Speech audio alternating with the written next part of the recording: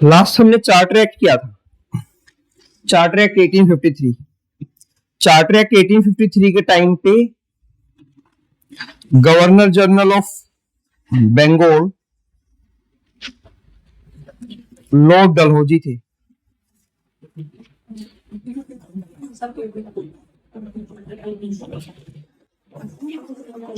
(1848) से 1856 तक था इनका tenure as the governor general of Bengal.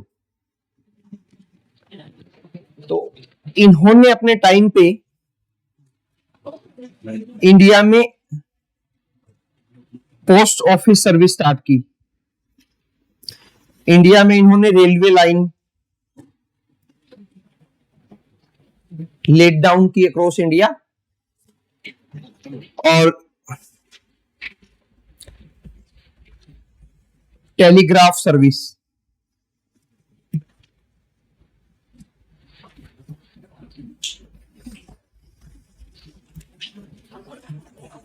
Then इन्होंने एक कंट्रोवर्सी डॉक्ट्रिन दिया था, doctrine of lapse.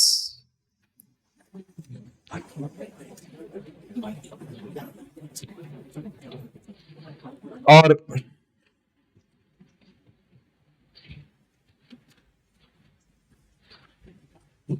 Window remarriage act pass किया 1856 में। इन सब चेंजेस की वजह से ही is known as the maker of modern India. ये क्वेश्चन पूछा गया है, who is known as the maker of modern India. तो lord Dalhousie is known as the maker of modern India. उसने मॉडर्न इंडिया में बहुत सारे चेंज किए थे, मतलब मॉडर्न इंडिया बनाने के लिए बहुत सारे चेंज किए थे, लेकिन वो इनफेमस रहा। इनफेमस होता है मतलब रॉन्ग वजह से फेमस होना। इनफेमस रहा डॉक्ट्रिन ऑफ लैप्स की वजह से। डॉक्ट्रिन ऑफ लैप्स एक तरह की एक्सपेंशन पॉलिसी थी ब्रिटिशर्स की, जिसमें वो अपने एम्पायर का एक्सपेंशन कर रहे थे। और ये एक्सपेंशन पॉलिसी एक kind of last major expansion policy थी ब्रिटिशर्स की। इस पॉलिसी के बाद मोस्टली इंडिया जो है वो ब्रिटिशर्स के अंडर में आ जाएगा। As per doctrine of lapse, any king who do not have a legal male heir, HEIRS, heir का मतलब होता है वारिस। Any king who do not have a legal male heir, that king या the kingdom of that king will be merged into the British Empire। उसको British empire में मर्ज कर दिया जाएगा after the death of the king. वो adopted सन नहीं ले सकता। अगर उसकी फीमेल डॉटर है तो भी जो एम्पायर है उसको ब्रिटिश एम्पायर में मर्ज कर लिया जाएगा। कंडीशन एक ही थी कि मेल एयर होना चाहिए, तभी उसका एम्पायर ब्रिटिश एम्पायर में मर्ज नहीं होगा। ठीक है। और यहां पे आप लोगों ने वो स्टोरी सुनी होगी, झांसी की रानी। ठीक है, उनके पास लीगल मेल एयर नहीं था, दे हैव द अडोप्टेड सन, जिसकी वजह से, जिसका जो एक रीजन था 1857 के रिवोल्ट का। ठीक है। तो लॉर्ड डलहौजी 1856 में से इंडिया से जाएंगे और नए गवर्नर जनरल ऑफ बंगाल आएंगे, इंडिया, सॉरी यहां पे भी इंडिया। और नए गवर्नर जनरल ऑफ इंडिया आएंगे लॉर्ड कनिंग।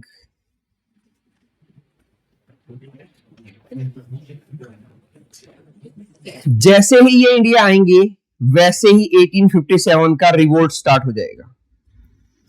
इस पर्सन को समझने का मौका ही नहीं मिलेगा कि हो क्या रहा है। 1857 के रिवोल्ट के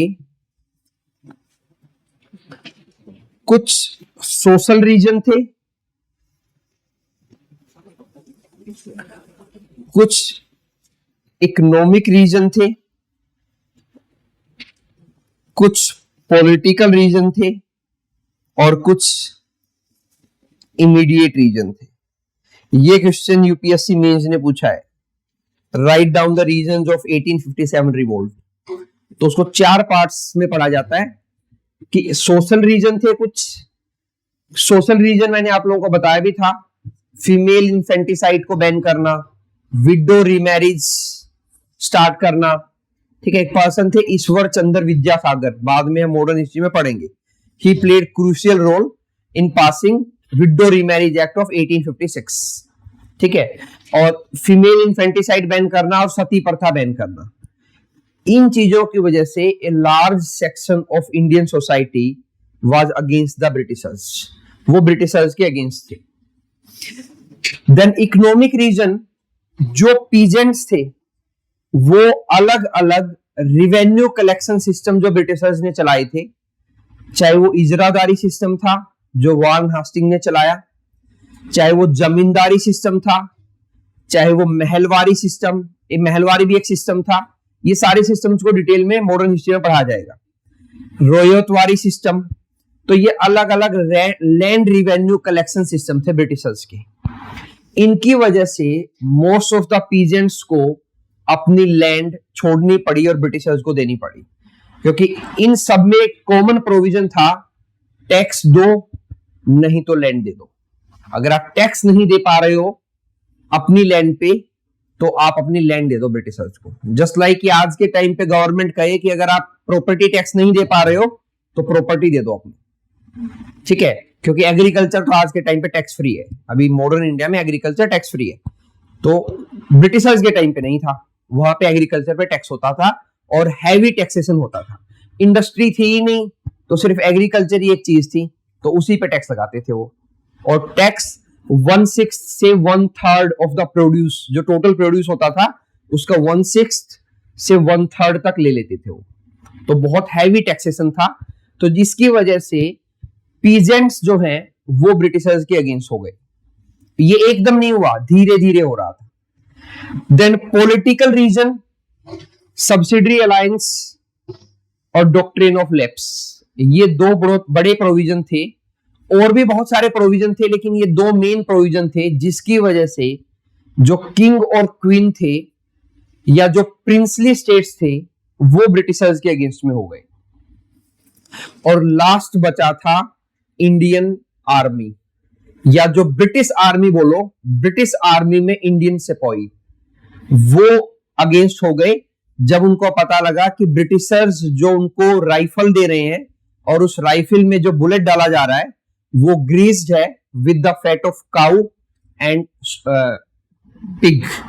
पिग और काउ के फैट से उसको ग्रीस किया गया, मतलब उसके चारों तरफ लगाया गया है और उनको मुंह से छोड़ने पड़ते थे राइफल में डालने के लिए।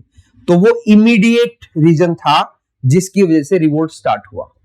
जब रिवोल्ट स्टार्ट हुआ तो ये बाकी सेक्शन ऑफ द सोसाइटी भी उनके साथ आ गई और नॉर्थ इंडिया में मेनली ये रिवोल्ट हुआ, पूरे इंडिया में नहीं फैल पाया, नॉर्थ इंडिया में मेनली ये रिवोल्ट हुआ, लेकिन एक बहुत बड़े एरिया में फैला था।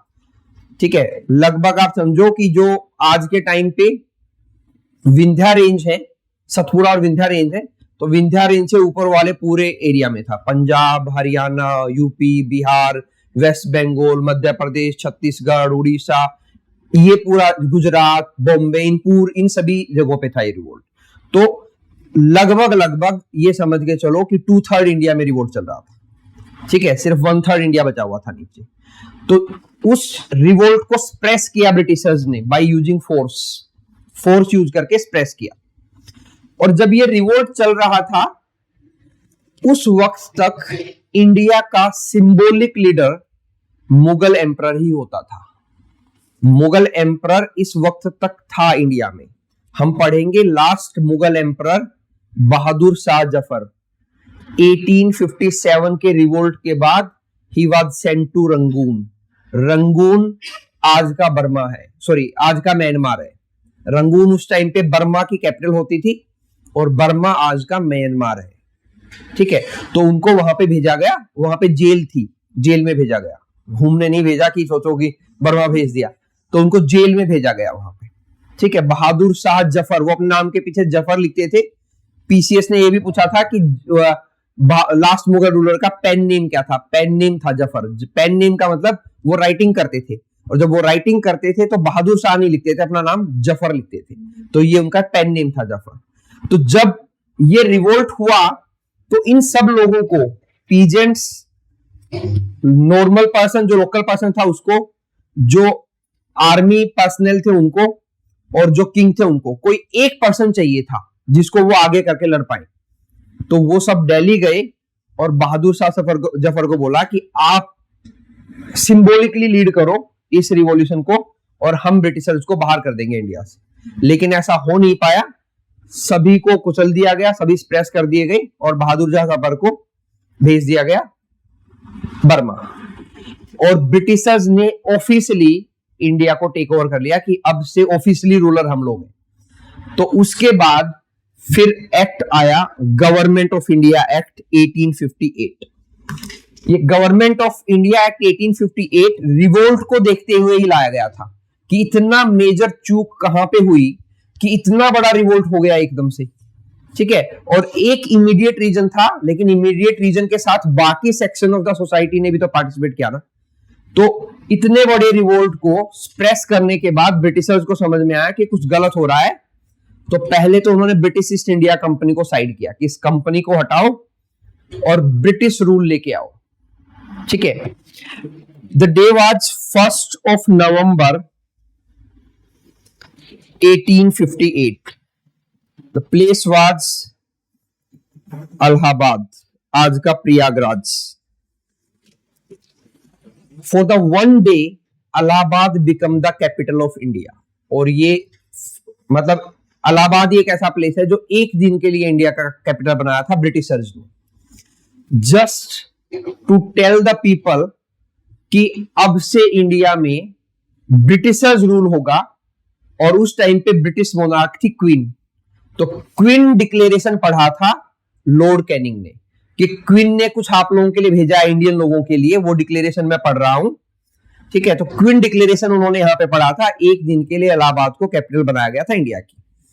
उस क्वीन डिक्लेरेशन में ब्रिटिशर्स ने ओवरऑल ये बोला कि अब आप लोगों के लिए अच्छे दिन आएंगे। ठीक है, सिमिलर साउंड कुछ ऐसा आप लोगों ने और भी सुना होगा कहीं।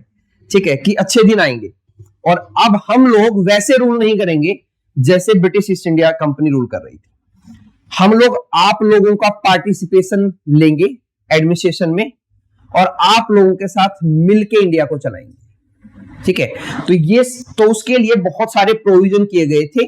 तो एक्ट आया गवर्नमेंट ऑफ इंडिया एक्ट 1858। पहला तो एंड ऑफ कंपनी रूल, पहला प्रोविजन जो गवर्नमेंट ऑफ इंडिया एक्ट में किया गया, कंपनी रूल को एंड किया गया। इस वक्त जो गवर्नर जनरल थे वो लॉर्ड कैनिंग थे। डायरेक्ट क्राउन रूल आ गया इंडिया में।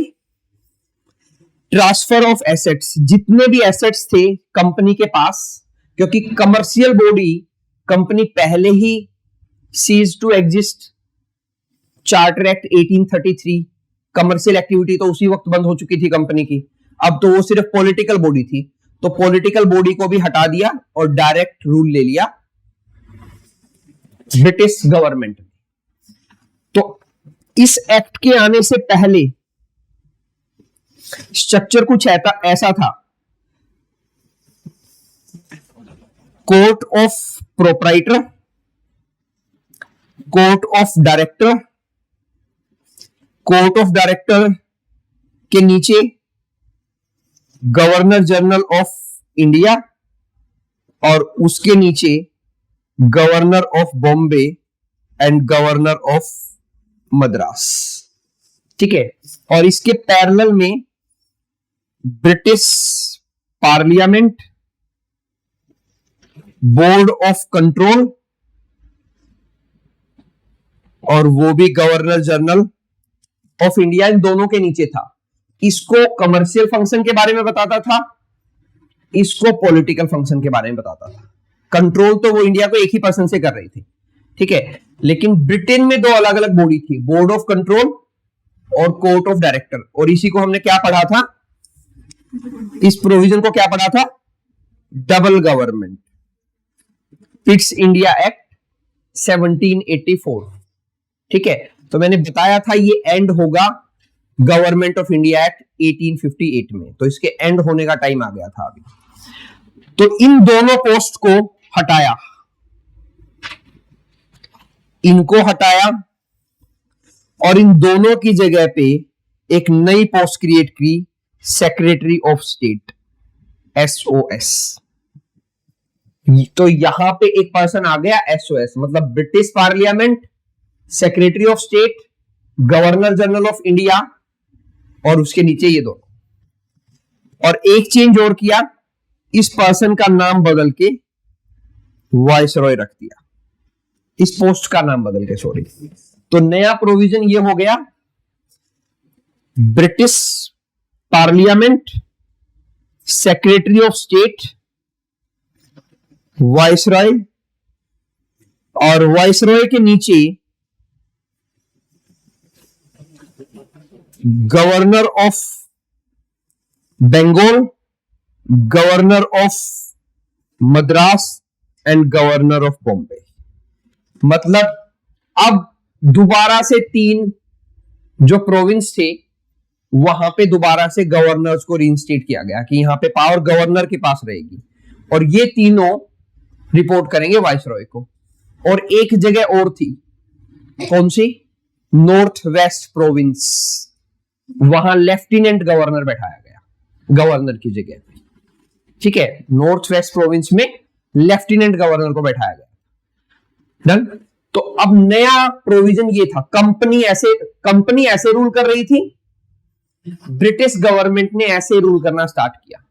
तो ये सेक्रेटरी ऑफ स्टेट की एक पोजीशन बनाई गई। इस सेक्रेटरी ऑफ स्टेट को असिस्ट करने के लिए 15 मेंबर की काउंसिल दी गई कि आपके पास 15 लोगों की एक काउंसिल है, आप उस काउंसिल की हेल्प से इंडिया को रन कर सकते हो। ठीक है। और वाइसरॉय के पास वही सिस्टम था जो उस टाइम पे पहले गवर्नर जनरल ऑफ इंडिया के पास था, 4 उसके एग्जीक्यूटिव काउंसिल के मेंबर और 6 उसके लेजिस्लेटिव काउंसिल के मेंबर। ये इतनी चीजें तभी समझ में आएंगी जब आप पिछले को रिवाइज कर रहे होगे, अदरवाइज मैं सिर्फ बोलूंगा मुझे पता है और आप में से 2-4 को, बाकी तो बैठे हैं बस। क्योंकि रिवाइज नहीं करोगे तो वो चीजें समझ में ही नहीं आएंगी कि मैं बोल क्या रहा हूं, बस कुछ नंबर सुन रहे हैं कि ऐसा ऐसा कुछ है। ठीक है, ये डन।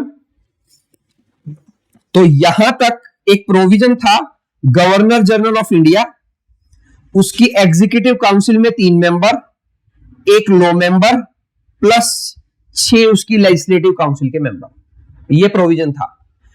तो बस इसको बदल के वाइसरॉय कर दिया, बाकी सभी इसके पास एज इट इज थे।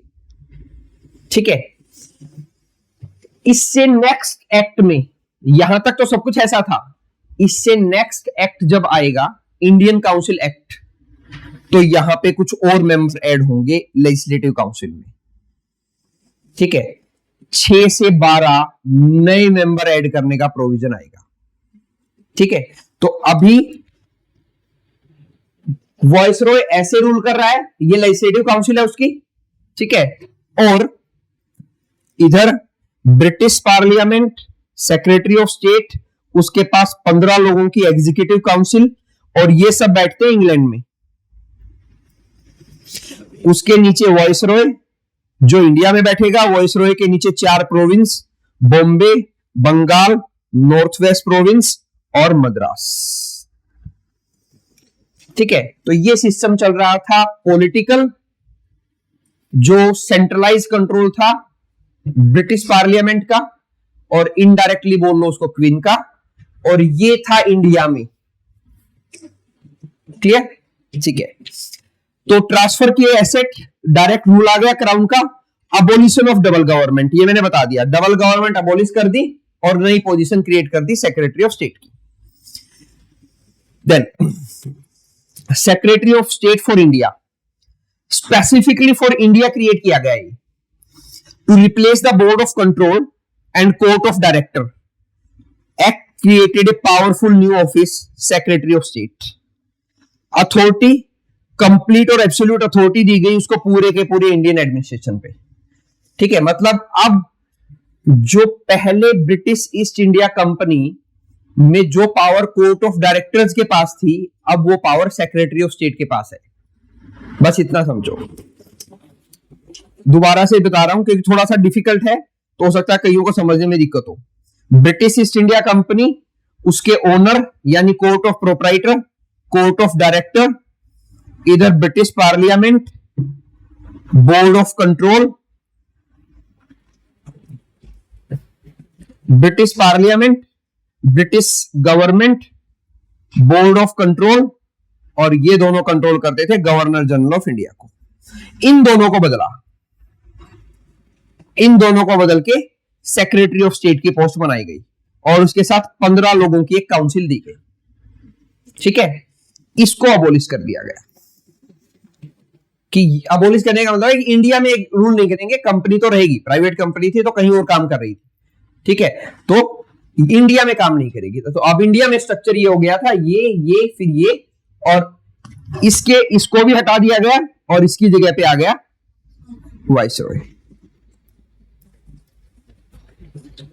ठीक है, बाकी जो गवर्नर जनरल को इंडिया में पावर मिली हुई थी वो सेम ही थी। उसके पास 3 एग्जीक्यूटिव मेंबर थे, एक लॉ मेंबर था और 6 लेजिस्लेटिव काउंसिल के मेंबर और एक्स्ट्रा थे। तो जब वो लेजिस्लेटिव काम करता तो 11 लोग मिलकर काम करते, जब वो एग्जीक्यूटिव काम करता तो 5 लोग मिलकर काम करते। डन। ठीक है, पहला जो सेक्रेटरी ऑफ स्टेट बना, नाम याद रखना, लॉर्ड स्टैनले। ये पहला secretary of state for India बना था। पूछा नहीं गया है कभी, पूछा जा सकता है, पूछा नहीं गया है कभी, इसको किसी पीसीएस में भी नहीं पूछा है। Then council of India, council of India यही है जो मैंने बताया, 15 लोगों की काउंसिल बनाई गई, 15 मेंबर की काउंसिल बनाई गई, लेकिन इस काउंसिल के पास कोई पावर नहीं थी, ये तो सिर्फ एडवाइजरी बॉडी थी।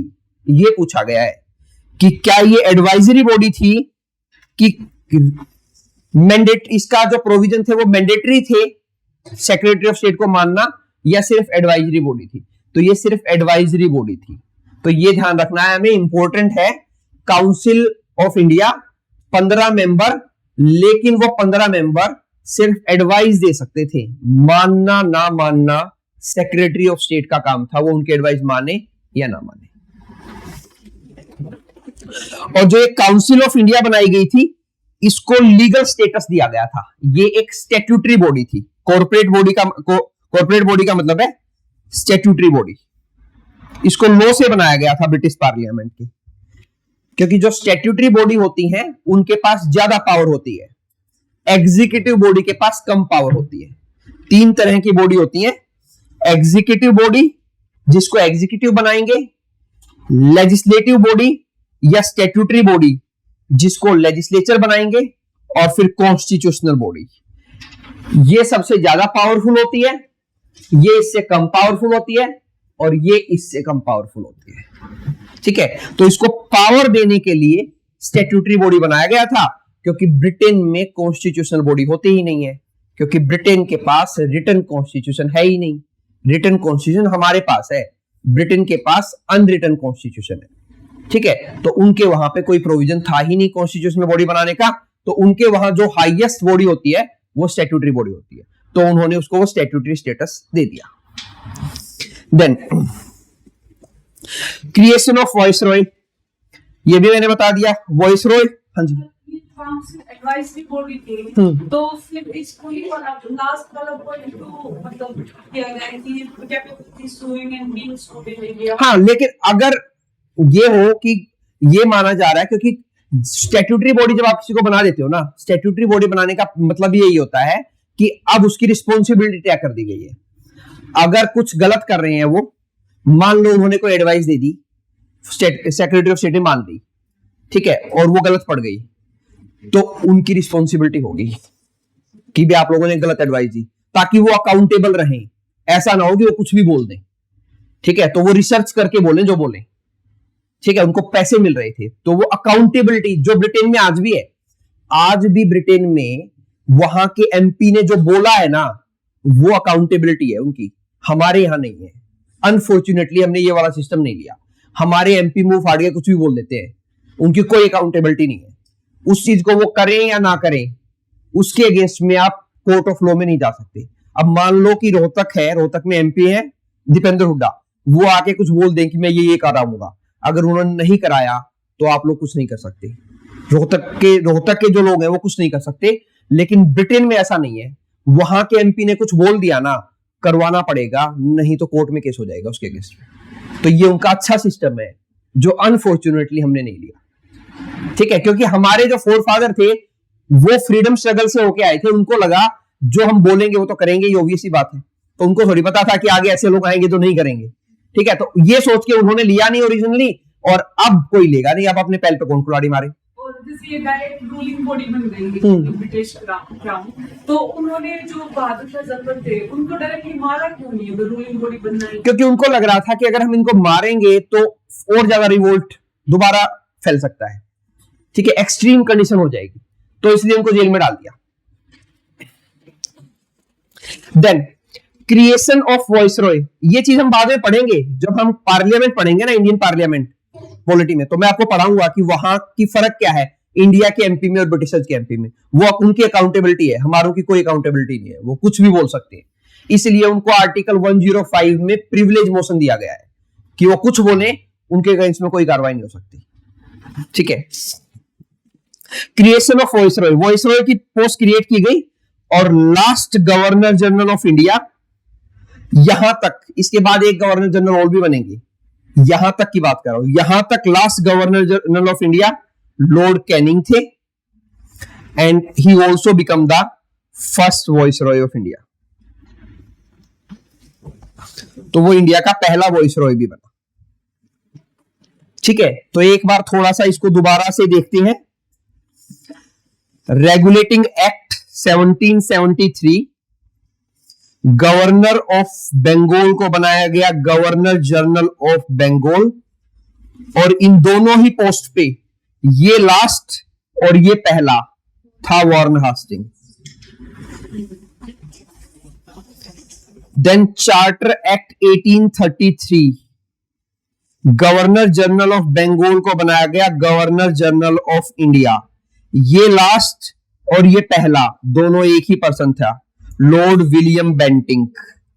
ठीक है, फिर आया Government of India act 1858, governor general of India को बनाया गया वाइसराय ऑफ इंडिया, और ये लास्ट और ये पहला दोनों सेम ही पर्सन थे, लॉर्ड कैनिंग। डन, ठीक है। सो पहला वॉइसराय आया लॉर्ड कैनिंग। लॉर्ड कैनिंग ने इंडिया में बहुत सारी चीजें की। लॉर्ड कैनिंग ने इंडिया में, एक तो हमने पढ़ा था आईपीसी इंप्लीमेंट की, इंडियन पिनल कोड। ठीक है, इसने इंडिया में पहली बार बजट इंट्रोड्यूस किया। ब्रिटिशर्स ने पहली बार बजट इंट्रोड्यूस किया लॉर्ड कैनिंग के अंडर में। बजट इसलिए इंट्रोड्यूस किया क्योंकि 1857 के रिवोल्ट की वजह से इतना खर्चा हो गया था, ठीक है, कि चीजें समझ में ही नहीं आ रही थी, बहुत ज्यादा फाइनेंशियल क्रंच आ गया था।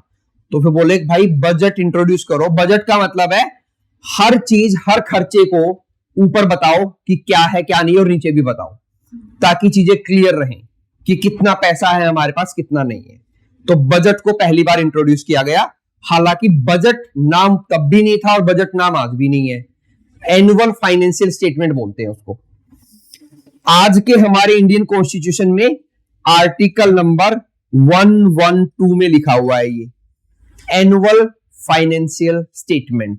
इंट्रोड्यूस करने वाला था इंडिया में लॉर्ड कैनिंग 1860 में।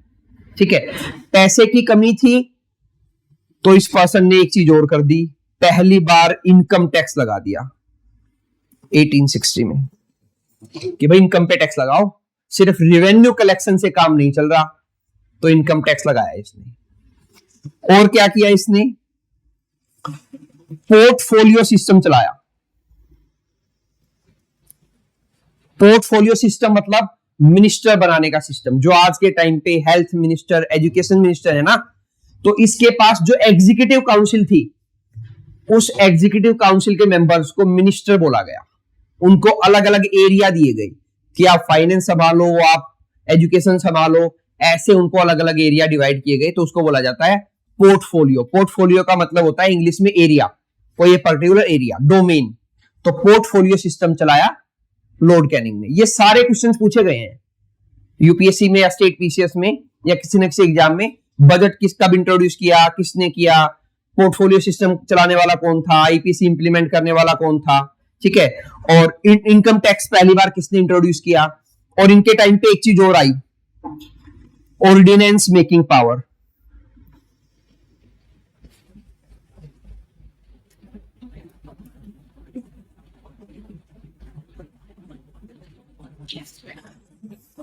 ऑर्डिनेंस मेकिंग पावर क्या होती है? नॉर्मली हमने पढ़ा था कि 11 लोग मिलके लॉ बनाते थे। अगर वायसराय को अकेले को लॉ बनाना हो तो उसको बोलते हैं ऑर्डिनेंस मेकिंग पावर, कि बाकी 10 की कोई जरूरत नहीं है, वायसराय ने जो लिख दिया वही लॉ है, ठीक है। तो ये ऑर्डिनेंस मेकिंग पावर होती है। ये हमारे इंडिया में आज भी है। आर्टिकल 123 ऑफ इंडियन कॉन्स्टिट्यूशन 123 में आज भी प्रेसिडेंट चाहे तो लोकसभा और राज्यसभा को सरपास करके ऑर्डिनेंस बना सकता है, लेकिन उसके लिए कुछ कंडीशंस हैं जिनको हम बाद में पढ़ेंगे। वो तभी हो सकता है जब दोनों हाउस सेशन में ना हो। अब वो सेशन में ना होने का अपना एक मतलब होता है, उसको हम बाद में पढ़ेंगे, लेकिन पावर है हमारे प्रेसिडेंट के पास। तो ये ऑर्डिनेंस मेकिंग पावर हमने यहां से ली हमारे कॉन्स्टिट्यूशन में। ये वायसराय को मिली थी और ये ऑर्डिनेंस की लिमिट 6 महीने होती थी। 6 महीने तक ये ऑर्डिनेंस चल सकता था। मतलब अकेला वायसराय अगर लॉ बनाएगा तो 6 महीने तक वो टिक सकता था। 6 महीने के बाद बाकी 10 लोगों को मिलकर उसको पास करना पड़ेगा मेजोरिटी के साथ। नहीं पास हुआ तो वो खत्म हो जाएगा, ठीक है। यही सेम सिस्टम इंडिया में है। 6 महीने तक अभी प्रेसिडेंट लॉ बना सकता है और फिर पार्लियामेंट से पास होना जरूरी है। 6 महीने 6 वीक का टाइम दिया गया प्रिसाइजली। 6 महीने ऑर्डिनेंस चलेगा, 6 वीक दिए गए हैं लोकसभा और राज्यसभा को दोनों को पास करने के लिए उसको, ठीक है। नॉर्मली बोला जाता है 6 महीने, लेकिन अगर 6 महीने ऑप्शन नहीं है, 6 महीने 6 वीक ऑप्शन है तो वो भी सही है। एग्जैक्ट नंबर तो 6 महीने 6 वीक ही है। 6 वीक इसलिए दिए गए हैं कि दोनों हाउसेज में बिल लाया जाएगा, उस पर डिस्कशन होगा तो उस पर टाइम लगेगा।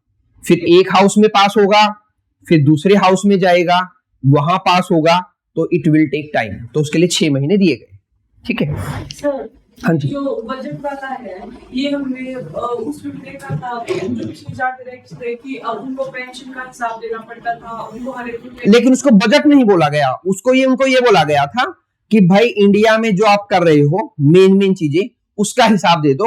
अब एक एक खर्चा प्रिसाइजली कहां कर रहे हो आप, उसका हिसाब नहीं मांगा था उनसे कि इंडिया से क्या अर्निंग आ रही है ना, सिर्फ उसका हिसाब मांगा था, खर्चे का हिसाब नहीं मांगा। बजट तो इसमें भी, जैसे बजट तो इसमें भी नहीं बोला गया, लेकिन इसमें खर्चे का हिसाब मांगा गया कि अब खर्चे का भी हिसाब दे दो। पहले सिर्फ रिवेन्यू का मांगा जाता था क्योंकि उनको टैक्स से मतलब था, तो जिसको टैक्स से मतलब था तो रिवेन्यू से मतलब होता था उनको कि रिवेन्यू कितना आ रहा है वो बताओ भाई आप लोग, ठीक है। और फिर क्योंकि उन्होंने डिविडेंड पे कैप लगा दिया था 6% का, हमने पढ़ा था, ठीक है, तो खर्चे का तो उन्होंने मांगा ही नहीं। अब यहां से वो बोले कि खर्चा भी प्लान करके चलो, एडवांस में प्लान करो कि क्या खर्चा होगा, कहां पे कितना कितना लगाओगे, क्योंकि अब ब्रिटिश ईस्ट इंडिया कंपनी को नहीं करना था ना खर्चा, अब ब्रिटिश गवर्नमेंट को खर्चा करना था। और जो ये ऑर्डिनेंस मेकिंग पावर है, ये एक्ट ऑफ 1786 जैसे हमने पढ़ा था कि उसमें जो लॉर्ड कॉर्नवालिस थे उनको भी पावर दी थी कि ओवरराइड विटो की थी वो, लेकिन वो नेगेटिव पावर थी, ये पॉजिटिव है। Ordinance making power positive power है, आप लॉ क्रिएट कर रहे हो, नहीं। विटो पावर नेगेटिव पावर है, आप किसी चीज को सप्रेस कर रहे हो, ठीक है। मैंने बताया भी था कि वो नेगेटिव पावर है, ये पॉजिटिव पावर है, यहां आप नए लॉ क्रिएट करोगे, ठीक है। तो डायरेक्ट, उसके बाद direct representation. While governor general was the head of administration, the title of viceroy specifically denoted that he was the direct personal representative of the British crown in India. Lord cunning, जिसने 1857 के revolt को suppress करने में help की, उसको ही पहला viceroy बनाया गया था। देन उसके बाद आया Indian council act.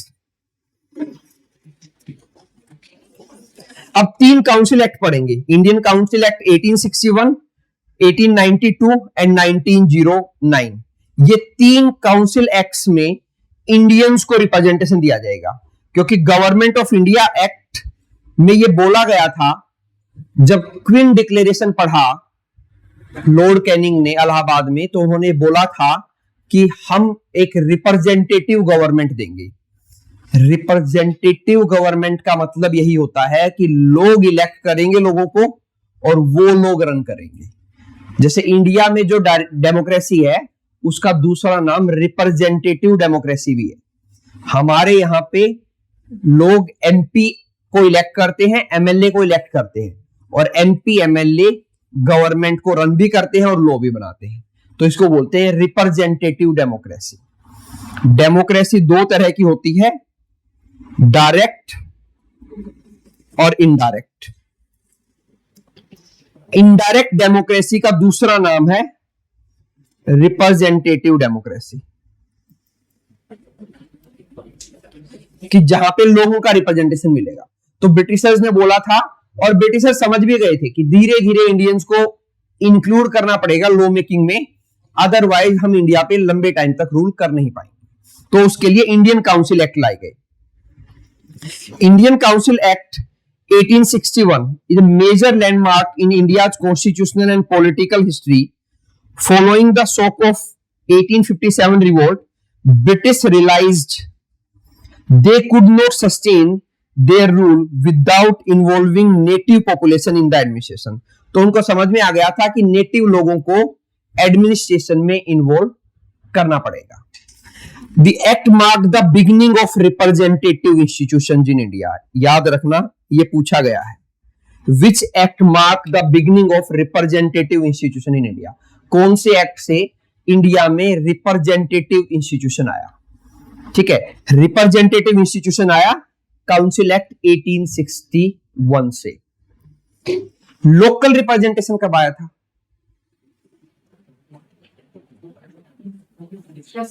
Local representation जो नॉर्थ वेस्ट प्रोविंस वगैरह बनाई थी वो। लोकल रिप्रेजेंटेशन इंडिया में कब लाया गया था? मैंने बताया भी था, लोकल रिप्रेजेंटेशन को इंडियन रिप्रेजेंटेशन से मत मिसमैच करना। इंडियन रिप्रेजेंटेशन बाद में आएगा 1861 में, 1853 में आया कि 1833 में आया? 6 मेंबर लेजिस्लेटिव काउंसिल के कहां ऐड किए गए थे? 1853 में ऐड किए गए थे। तो जब 6 मेंबर लेजिस्लेटिव काउंसिल के ऐड किए गए थे, तभी तो बंगाल से, बॉम्बे से, मद्रास से और नॉर्थ वेस्ट प्रोविंस से एक एक मेंबर को ऐड किया गया था ना। तो लोकल रिप्रेजेंटेशन अगर पूछा जाए तो आंसर है चार्टर एक्ट 1853।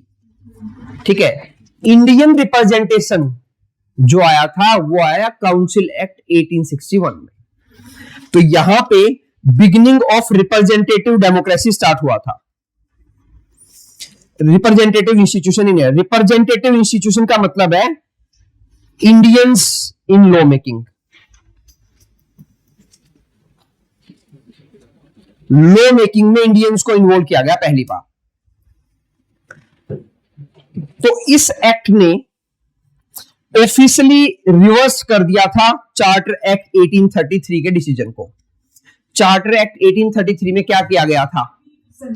मतलब क्या था पीक का? मतलब सारी पावर, सारी नहीं, एक स्पेसिफिक पावर बताई थी मैंने, जो बची हुई थी उसको लेके गवर्नर जनरल ऑफ इंडिया को दे दिया गया था। लेजिस्लेटिव पावर ले ली गई थी किसकी? बॉम्बे और मद्रास की। उसको रिस्टोर कर दिया गया वापस, उसको वापस दे दिया गया इस एक्ट में कि भाई आप लोगों के पास दोबारा से लॉ बनाने की पावर है। ठीक है, तो अलग से लेजिस्लेटिव काउंसिल बना दी गई, एक मद्रास में और एक बॉम्बे में, और एक लेजिस्लेटिव काउंसिल कहां पे थी? सेंटर में। ये थोड़े कंफ्यूजिंग होंगे तो मैं थोड़ा धीरे चलूंगा, समझो। चार्टर एक्ट 1853 लेजिस्लेटिव काउंसिल, जिसको बोला गया मिनी पार्लियामेंट, ये आई। ये कहां पे आई?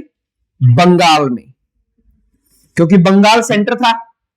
ठीक है, तो उसके बाद 1861 में बॉम्बे और मद्रास, इन दोनों में भी लेजिस्लेटिव काउंसिल आ गई।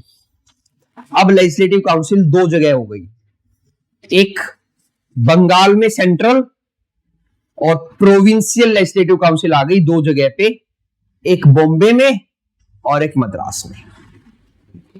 ठीक है, तो ये एक तरह से ये आज के स्टेट की लेजिस्लेटिव असेंबली, हरियाणा की लेजिस्लेटिव असेंबली, पंजाब की लेजिस्लेटिव असेंबली, ये इंडिया की लेजिस्लेटिव असेंबली, ये तो आ गई थी 1853 में। ये दोनों को रिस्टोर कर दिया गया वापस 1861 में। तो डिसेंट्रलाइजेशन को रिवर्स प्रोसेस में लाया गया, सॉरी सेंट्रलाइजेशन को रिवर्स किया गया, डिसेंट्रलाइजेशन किया गया। सेंट्रलाइजेशन मतलब लॉ मेकिंग पावर सिर्फ एक ही जगह पे हो, डिसेंट्रलाइजेशन मतलब लॉ मेकिंग पावर को डिवाइड किया जाए। लॉ मेकिंग पावर के डिवीजन को ही फेडरलिज्म बोला जाता है। जब हम बोलते हैं ना इंडिया में फेडरल स्ट्रक्चर है, तो लॉ मेकिंग पावर का division is known as federalism. उसी को डिसेंट्रलाइज बोलते हैं, उसी को फेडरलिज्म बोलते हैं, सेम ही चीज है दोनों। ठीक है, तो ये चीजें इंडिया में भी हैं। हमारे इंडिया में फेडरलिज्म है, article 246 of Indian constitution federal या फेडरलिज्म के बारे में बात करता है। जब पीछे इज्म लग जाए ISM, तो वो फिलॉसफी होती है, आइडियोलॉजी होती है। तो फेडरलिज्म का मतलब है कि ऐसी आइडियोलॉजी जहां पे डिवीजन ऑफ पावर हो। कौन सी पावर? लॉ मेकिंग पावर का division is known as federalism. ठीक है, तो एक तरह से फेडरलिज्म की शुरुआत हो गई थी, लेकिन वर्ड नहीं आया था फेडरलिज्म। एक्चुअल वर्ड फेडरलिज्म आएगा गवर्नमेंट ऑफ इंडिया एक्ट 1835 में जाके। ठीक है, यहां से लेकिन फेडरलिज्म की शुरुआत कर दी थी एक तरह से उन्होंने 1935। गवर्नमेंट ऑफ इंडिया एक्ट 1935 में फेडरलिज्म वर्ड आ जाएगा, यहां से फेडरलिज्म की शुरुआत हो गई थी। फेडरलिज्म मतलब लॉ मेकिंग पावर का डिवीजन। तो इन दोनों को अपनी लॉ मेकिंग पावर दे दी गई, और सेंटर की लॉ मेकिंग पावर किसके पास थी? वाइसरॉय के पास। लेकिन ऐसा नहीं था कि ये अपनी मर्जी से कोई भी लॉ बना ले। इन दोनों के पास, इन दोनों जगह पे गवर्नर तो थे ही, यहां गवर्नर ऑफ बॉम्बे, यहां गवर्नर ऑफ मद्रास। तो ये जो भी लॉ बनाते थे उसके लिए ऊपर से परमिशन लेनी पड़ती थी कि भाई हम ये लॉ बना रहे हैं, बना लें क्या। ठीक है, तो वाइसराय कंट्रोल करता था लॉ मेकिंग प्रोसेस को। लेकिन लॉ मेकिंग तीन जगह पे हो रही थी 1861 में, आगे और भी बढ़ेगी।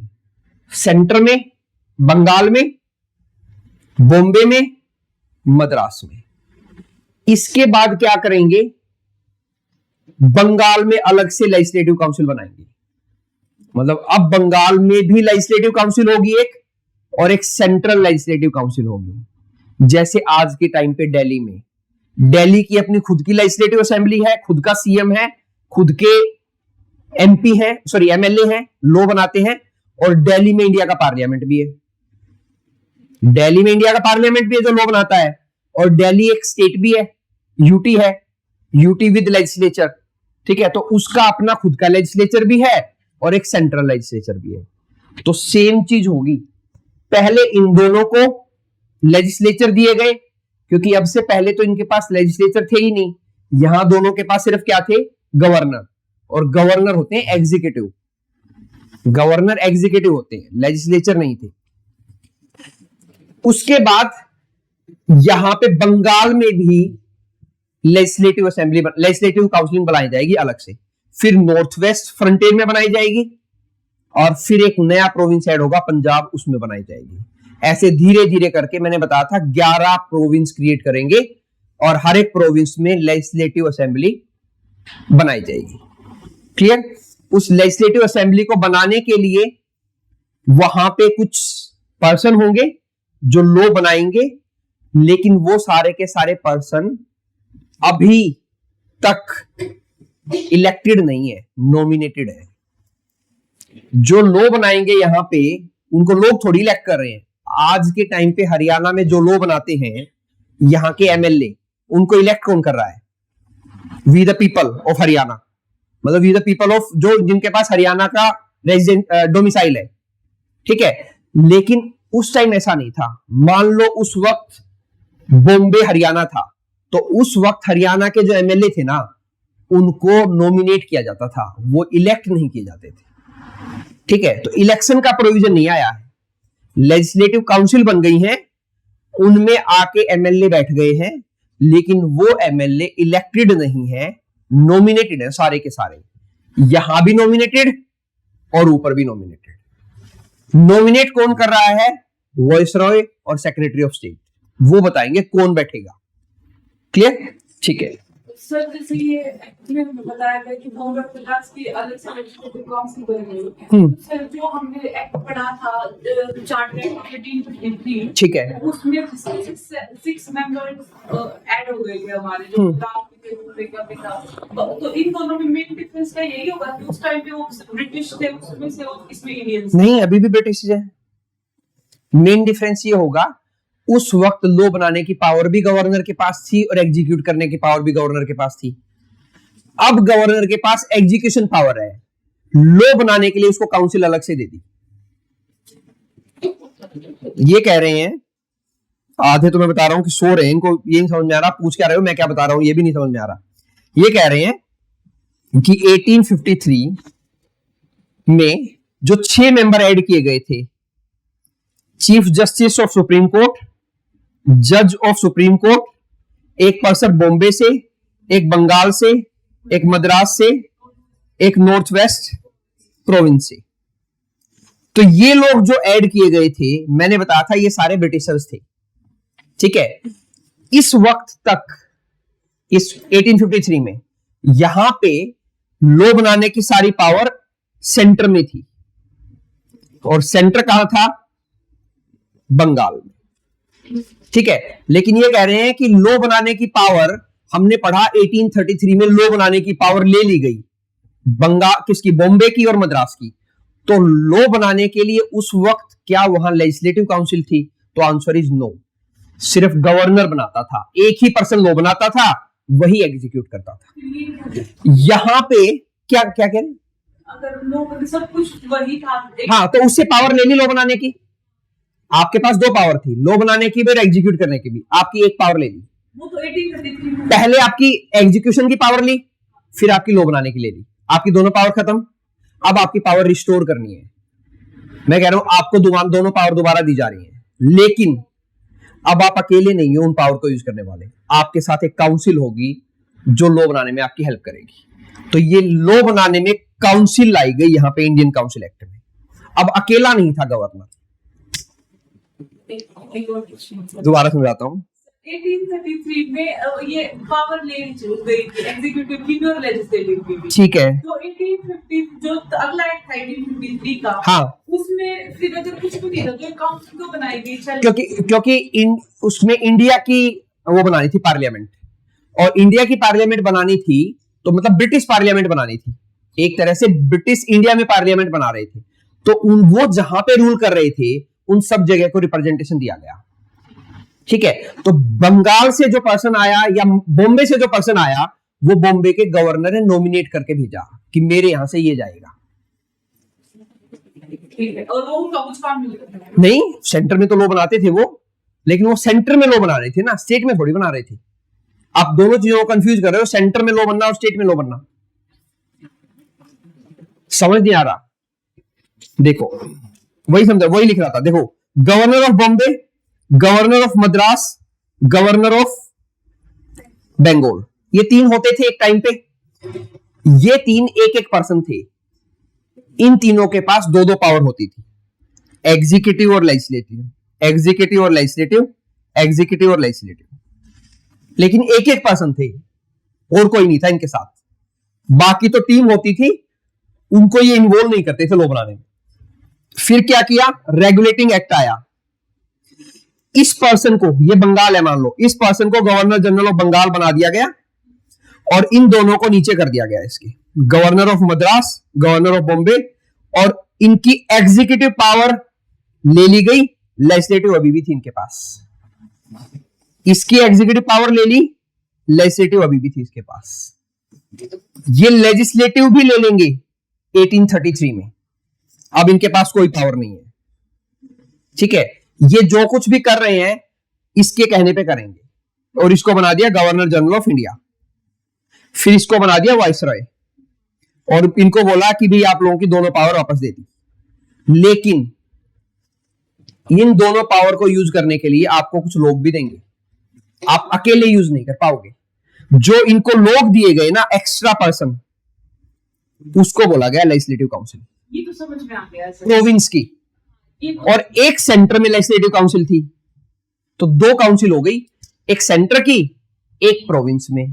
पहले बॉम्बे में और मद्रास में बनाई, फिर धीरे धीरे बंगाल में बनाएंगे, फिर नॉर्थ वेस्ट फ्रंटियर में बनाएंगे, फिर पंजाब में बनाएंगे। ये जितना भी समझाइए समझ ठीक है, लेकिन मुझे ये डिफरेंस समझ में नहीं आ रहा 53 वाला और 61 वाला, मतलब 53 में तो सेंटर में, 53 में बताया बनाया आज के टाइम का पार्लियामेंट, जो आज पार्लियामेंट है ना, वो बनाया 53 में, और 61 में बनाई स्टेट लेजिस्लेटिव असेंबली। अब आगे समझ में, यही बता रहा हूं फिर मैं पहले से भी। ठीक है, पहले स्टेट लेजिस्लेटिव असेंबली नहीं होती थी ना, तो अब स्टेट लेजिस्लेटिव असेंबली बना दी। लेकिन उन स्टेट लेजिस्लेटिव असेंबली में जो एमएलए बैठ रहे थे वो नॉमिनेटेड थे सारे के सारे, वो इलेक्टेड नहीं थे। ठीक है, उनके इलेक्शन स्टार्ट होंगे धीरे धीरे 1909 से, बल्कि 1919 से, उससे पहले वो सारे के सारे नॉमिनेटेड बैठेंगे। हाँ, लेकिन उनमें कुछ इंडियन आ जाएंगे, लेकिन वो नॉमिनेटेड होंगे, वो इंडियन, इलेक्टेड नहीं होंगे। सर मैं क्लास खत्म होने के बाद दोबारा- ठीक है, डन। आप वीडियो देखना, दोबारा समझ में आएगा। तो इंडियन काउंसिल एक्ट में क्या किया गया?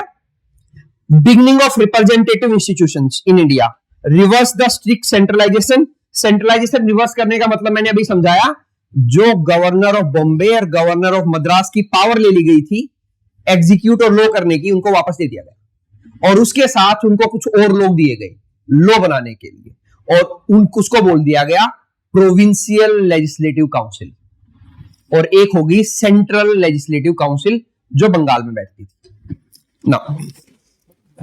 Beginning of Indian representation, non official member, viceroy, उसके 3 एग्जीक्यूटिव काउंसिल के मेंबर, एक लॉ मेंबर, और 6 लेजिस्लेटिव काउंसिल के मेंबर। ये स्ट्रक्चर सही है, ये तो चला ही आ रहा था अभी तक। वाइसरॉय, 3 एग्जीक्यूटिव काउंसिल, एक लेजिस्लेटिव मेंबर, और सॉरी एक लॉ मेंबर, और 6 लेजिस्लेटिव काउंसिल के मेंबर।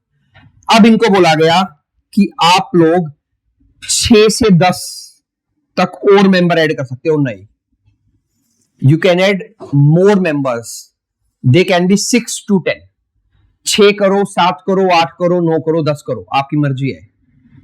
ठीक है, 6 से 10 तक नए मेंबर ऐड होंगे इसमें, ये तो रहेंगे ही इतने, मतलब ये समझो ये इतने एमपी थे, अब नए एमपी और ऐड होंगे। ठीक है, उनका नंबर बताया गया 6 से 10, कि आप 6 से 10 एमपी और ऐड कर सकते हो।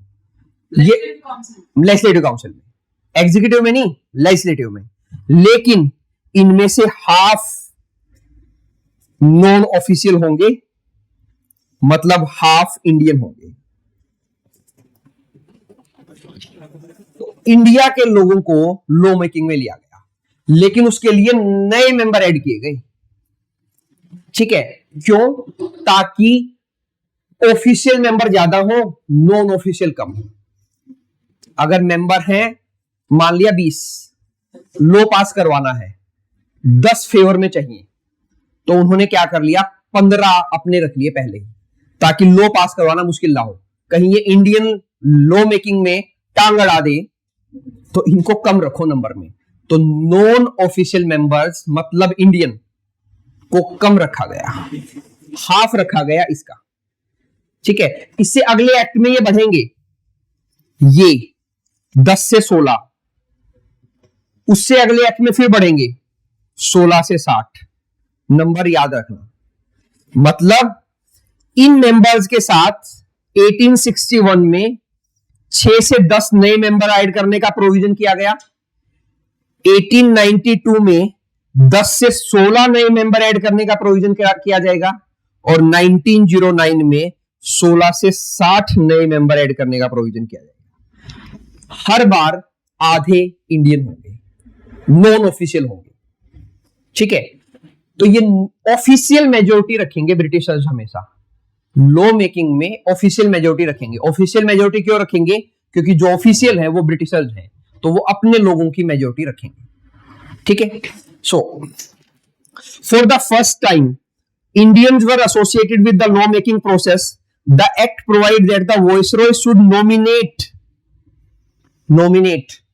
some Indian as the non-official member of his expanding legislative council. जो expand करेंगे legislative council को, उसके अंदर कुछ इंडियंस को रखा जाएगा। तो पहले ऐसे 3 इंडियंस की एंट्री हुई।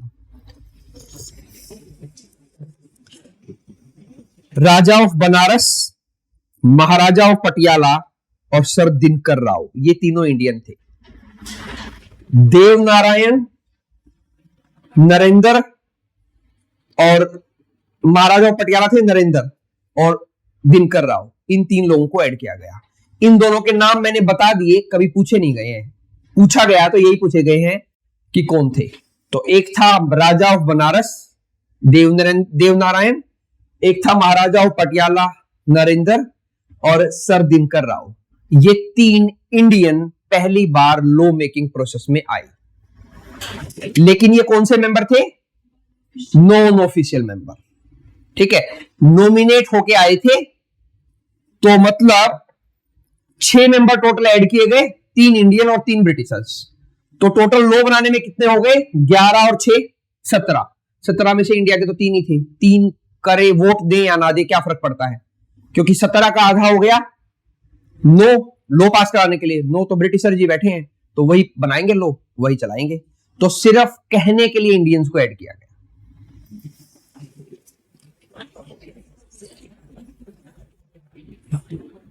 मतलब साथ साथ ब्रिटिशर्स पॉलिटी भी समझा रहे थे हमें कि कैसे रूल करना होता है। देखो ऐसे करना होता है कि ले भी लो और उनको, मतलब उनका कोई काम भी नहीं है और उनको ले भी लिया है, उनको एमपी बना भी दिया है, लेकिन उनका कोई काम नहीं है। वो वोट करें ना करें, उनकी वोट से कोई फर्क ही नहीं पड़ना, क्योंकि उनकी वोट तीनों भी अगेंस्ट में चली गई तो लॉ फिर भी बनेगा।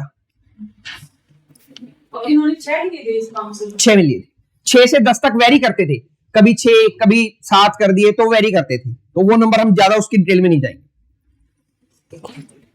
हमें ये याद रखना है बस। ये भी नहीं पूछा गया कभी, ये मैंने वैसे बता दिया कि यहां इतने परमिशन थे, मैक्सिमम 10 कर सकता था नया एंड, मिनिमम 6, यहां मैक्सिमम 16, मिनिमम 10, मैक्सिमम 60, मिनिमम 16। ठीक है, इनमें हर एक में आधे नॉन ऑफिशियल होंगे, ये बोला गया था। Then process of decentralisation, restoration of power, ये मैंने बता दिया। बॉम्बे और मद्रास की पावर को रिस्टोर कर दिया 1861 में, और इन दोनों जगह पे प्रोविंशियल लेजिस्लेटिव काउंसिल बना दी, पीएलसी, प्रोविंशियल लेजिस्लेटिव काउंसिल।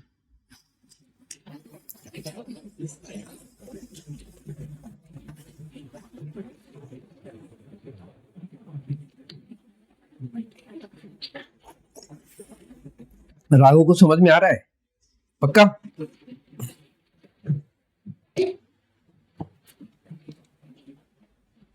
तो ये पूछ लिया जाए कि पहली 2 प्रोविंशियल लेजिस्लेटिव काउंसिल कौन सी थी इंडिया में, तो एक बॉम्बे थी और एक मद्रास थी, सेम टाइम पे बनाया गया था दोनों।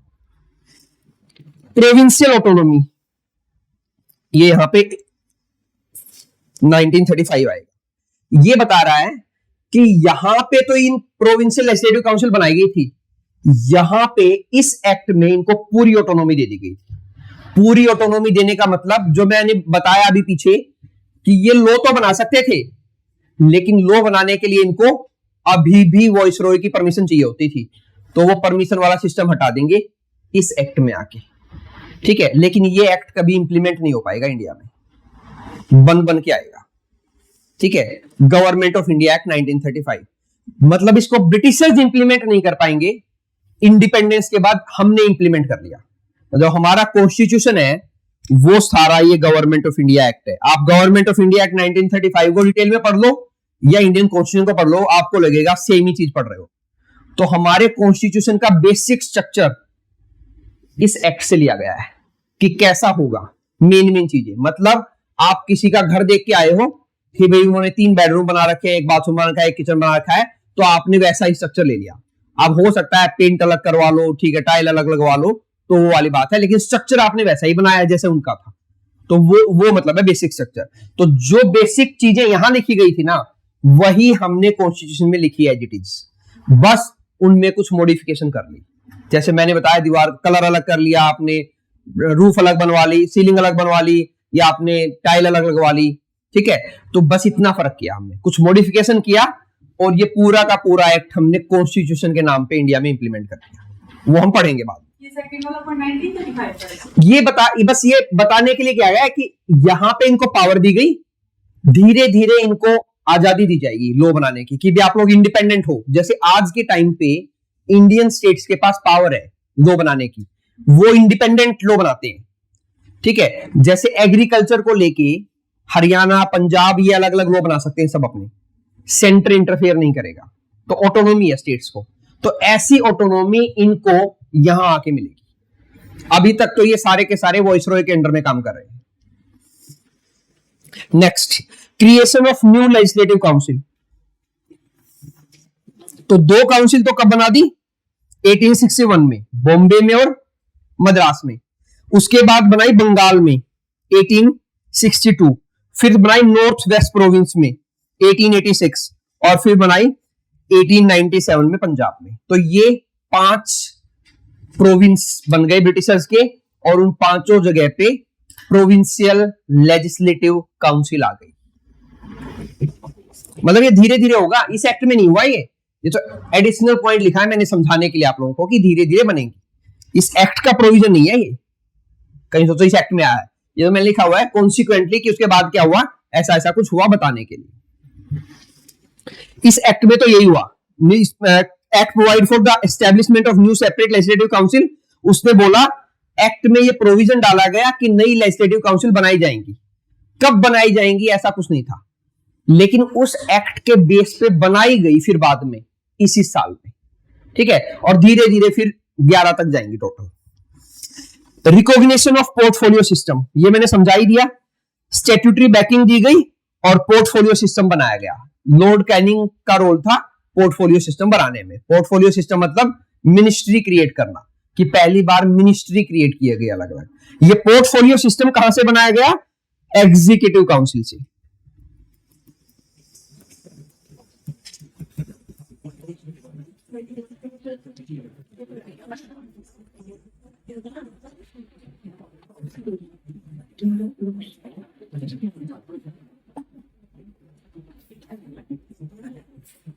सर, हाँ जी। हमारे ब्रदर के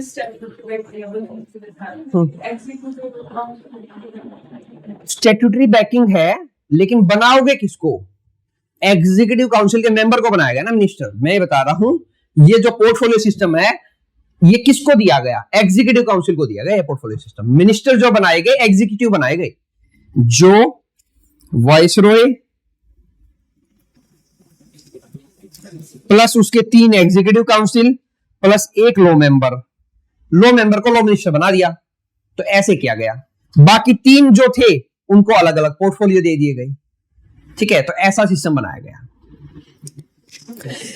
देन ऑर्डिनेंस मेकिंग पावर, ये भी मैंने बता दिया कि 6 मंथ की ऑर्डिनेंस मेकिंग पावर दी गई, जो इंडियन कॉन्स्टिट्यूशन में आर्टिकल 1 to 3 में है, ठीक है। तो इसको बाद में आप लोग पढ़ के लिख लेना, ये आप लोगों ने लिख लिया होगा ऑलरेडी। डन, ठीक है। नेक्स्ट काउंसिल एक्ट पे चलते हैं। 1892 में क्या किया गया? 1892 में एक तो मैंने बताया, पहले 1892 और 1861 के बीच की स्टोरी सुनो। 1861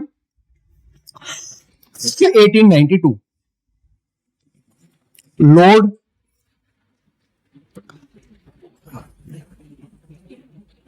लैंसडाउन, ये उस वक्त वाइसरॉय ऑफ इंडिया होते थे जब ये एक्ट आया, ठीक है। लैंसडाउन नाम की एक काफी अच्छी जगह भी है हिमाचल प्रदेश में, ठीक है। अलग अलग वाइसरॉय के नाम पे जगह है। ये डलहौजी नाम का एक प्लेस है हिमाचल प्रदेश में, लैंसडाउन नाम का एक प्लेस है हिमाचल प्रदेश में, ठीक है। तो क्योंकि मैंने बताया ये लोग कहां से आते थे? टेम्परेट रीजन से, तो गर्मी ये सह नहीं सकते थे। तो जब इनको पता लगा कि अच्छा हिमालय है, पहाड़ है, तो इन्होंने अपना बसेरा वहीं बना लिया कि हम लोग तो यहीं से चलाएंगे गवर्नमेंट, ठीक है। तो काउंसिल एक्ट के टाइम पे ये वाइसरॉय थे। लेकिन इस दो के बीच में एक इंपॉर्टेंट इवेंट हुआ 1885, formation of INC, Indian national Congress. INC बनी, ठीक है। आईएनसी बनाने का क्रेडिट दिया गया A.O. हयूम को, एलन ऑक्टेवियन हयूम, एक ब्रिटिश सिविल सर्वेंट था। आईएनसी बनने की दो कहानियां हैं। कुछ कहते हैं कि ब्रिटिशर्स ने बनाई थी ताकि वो इंडियंस को एक खिलौना दे पाए कि भाई ये लो आपकी पहली ऑल इंडिया पार्टी, आप लोग आओ बैठो मिलके इसमें बातचीत करो, ठीक है, ताकि लोगों के जो अंदर की बात है वो बाहर निकले, ताकि दोबारा 1857 जैसा रिवोल्ट ना हो, ठीक है। इसलिए उन्होंने A.O. हयूम को आगे किया।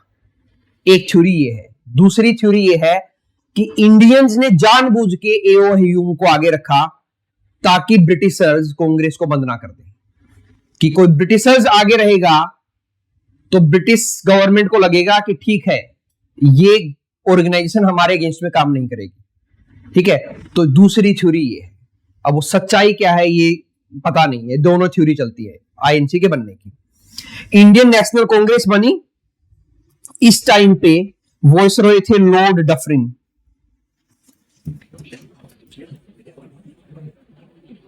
याद ऐसे रख लेना कि डफर पर्सन था आईएनसी बनने दी, क्योंकि आईएनसी ने तो बाद में सारी प्रॉब्लम क्रिएट की ना ब्रिटिशर्स के लिए, ठीक है। तो लॉर्ड डफरिन ने पूछा गया है कि आईएनसी जब बनी 1885 में, हु वाज द वॉइसरॉय, तो लॉर्ड डफरिन उस वक्त वॉइसरॉय था। बाकी सारे governor general of Bengal, governor general of India, viceroy को डिटेल में हम मॉडर्न हिस्ट्री में पढ़ेंगे, सीक्वेंस वाइज भी पढ़ेंगे, ठीक है। और जब ये एक्ट आया तो था लॉर्ड लैंसडाउन।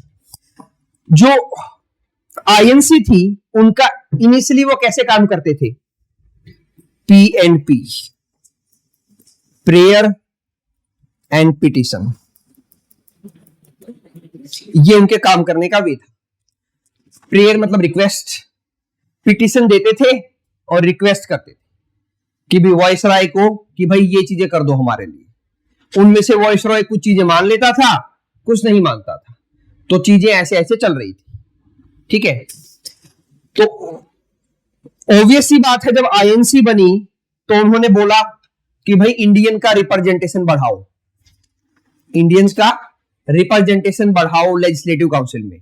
तो ब्रिटिशर्स ने उठा के 6 से 10 वाले नंबर को 10 से 16 कर दिया कि लो भी बढ़ा दिया, साथ में अपना भी बढ़ा लिया और इंडिया वालों का भी बढ़ा दिया, ठीक है। तो इसलिए जो हमने लिखा था पीछे, ये जो नंबर बढ़ाया गया ये आईएनसी की रिक्वेस्ट से बढ़ाया गया था कि भी इंडियंस का रिप्रेजेंटेशन बढ़े। अब इंडियन का बढ़ना है तो उन्होंने अपना भी बढ़ा लिया साथ में। तो 6 से 10 जो मेंबर थे पहले ऐड कर सकता था वॉइसरॉय, अब वो 10 से 16 कर दिए। ये मेंबर कहां ऐड कर सकता था वॉइसरॉय, लेजिस्लेटिव काउंसिल में, ठीक है। Then so primer was enacted primarily in response to the growing political consciousness in India and the specific demand of the newly formed INC, Indian National Congress, established in 1885. The Congress has been heavily campaigning for the expansion and reform of Legislative Council. ये उनकी main demand थी जो Britishers ने पूरी कर दी कि भाई लो भाई हम पूरी कर देते, आप कह रहे हो कि रिफॉर्म करो और इंडियंस को ज्यादा से ज्यादा लो, तो लो हमने ले लिए इंडियंस। तो उन्होंने इंडियंस का नंबर बढ़ा लिया, लेकिन नॉन ऑफिशियल नंबर बढ़ाया, ऑफिशियल नंबर अभी भी ज्यादा था, ऑफिशियल नंबर अभी भी ज्यादा है, ऑफिशियल मेजोरिटी अभी भी ज्यादा है दोनों जगह पे। कौन सी दोनों जगह, सेंट्रल लेजिस्लेटिव काउंसिल और प्रोविंशियल लेजिस्लेटिव काउंसिल, दोनों में इंडियन आएंगे, दोनों में लेकिन ऑफिशियल मेंबर ज्यादा रहेंगे, ठीक है। पहले 3 हमने पढ़ लिए, उसके बाद बहुत सारे ऐड होंगे, वो पढ़ने की जरूरत नहीं है कि कौन कौन आए, नहीं, ठीक है। पहले 3 जो इंक्लूड किए थे, क्योंकि वो एक बार में 3 इंक्लूड किए थे, वो हमने पढ़ लिए, ठीक है। पटियाला, बनारस और दिनकर राव, ठीक है। तो ये 3 पहली बार इंक्लूड किए गए, इसके बाद बहुत सारे इंडियंस को इंक्लूड किया जाएगा। दोनों जगह पे साइमल्टेनियसली चल रहा है ये प्रोसेस, प्रोविंस में भी और सेंटर में भी। अभी यही तो मैंने पूछा, मैंने क्या पूछा आप लोगों से, यही तो पूछा था कि ये मेंबर कहां ऐड हो रहे थे, तो आपने बोला लेजिस्लेटिव काउंसिल में। नहीं, ये तो इंडियंस इंडियंस की है वो खुद, इंडियंस की नहीं, ये टोटल मेंबर ऐड हो रहे थे, इसके आधे इंडियन होते थे। वो तो जैसे इसका नंबर बता दिया आप, जैसे बोल रहे थे नहीं हमें खुद के भी ऐड करिए। हाँ, तो 10 अगर ऐड किए तो 5 खुद के किए, 5 इंडियन कर लिए, तो 10 टोटल किए, 10 से 16 टोटल करते थे। लेकिन ऐसा भी नहीं था कि सब बराबर करते थे, हो सकता है सेंटर ने 10 कर लिए हों और प्रोविंस ने 16-16 कर लिए हों, सबके अलग होते थे, मेंबर सेम नहीं होते थे। सेंट्रल लेजिस्लेटिव काउंसिल और प्रोविंशियल लेजिस्लेटिव काउंसिल में मेंबर सेम नहीं थे। इवन बॉम्बे, मद्रास, बंगाल, उन तीनों में भी अलग अलग मेंबर थे। जैसे आज के टाइम पे हरियाणा में एमएलए का नंबर 90 है, ठीक है, आप यूपी में चले जाओगे 400 के करीब है, ठीक है, तो अलग अलग स्टेट में अलग अलग नंबर है। तो उन्होंने सब ने 10 से 16 तक का नंबर रखा, लेकिन सबका नंबर अलग अलग होता था।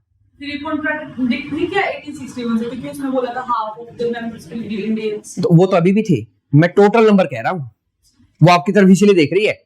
टोटल ऐड जो किए वो अलग अलग थे, उन टोटल में हाफ इंडियन करने होते थे। मान लो किसी ने 10 किए तो उन्होंने 5 इंडियन कर लिए, बंगाल वाले बोले हम तो 12 करेंगे, तो आप 6 इंडियन कर लो भाई, ठीक है। बॉम्बे वाले बोले, मद्रास वाले बोले हमें 14 कर दिया, आप 14 कर लो, क्योंकि 16 तक कर सकते हो, तो आप 7 इंडियन कर लेना, 7 अपने कर लो, ठीक है। Indian legislative council, Indian council act 1892, expansion of legislative council. Legislative council का एक्सपेंशन किया गया 10 से 16। Increase in non official member, official majority retain, ये दो चीजें इंपॉर्टेंट है हमारे लिए।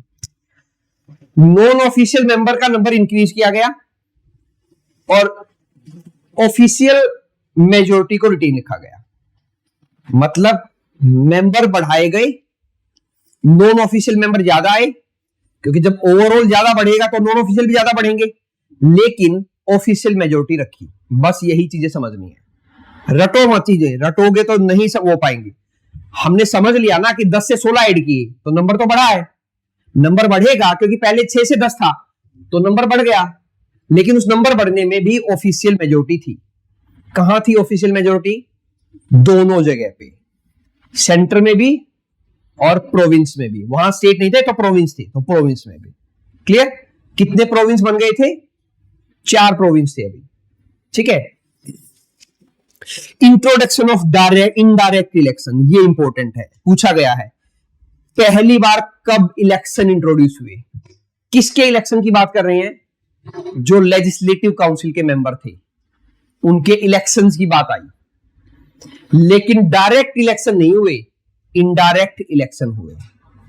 समझो, सेंट्रल लेजिस्लेटिव काउंसिल कंट्रोल कर रहा था वॉइसरॉय। वॉइसरॉय अपनी मर्जी से 6 से 10 नंबर ऐड कर रहा था पिछले एक्ट में।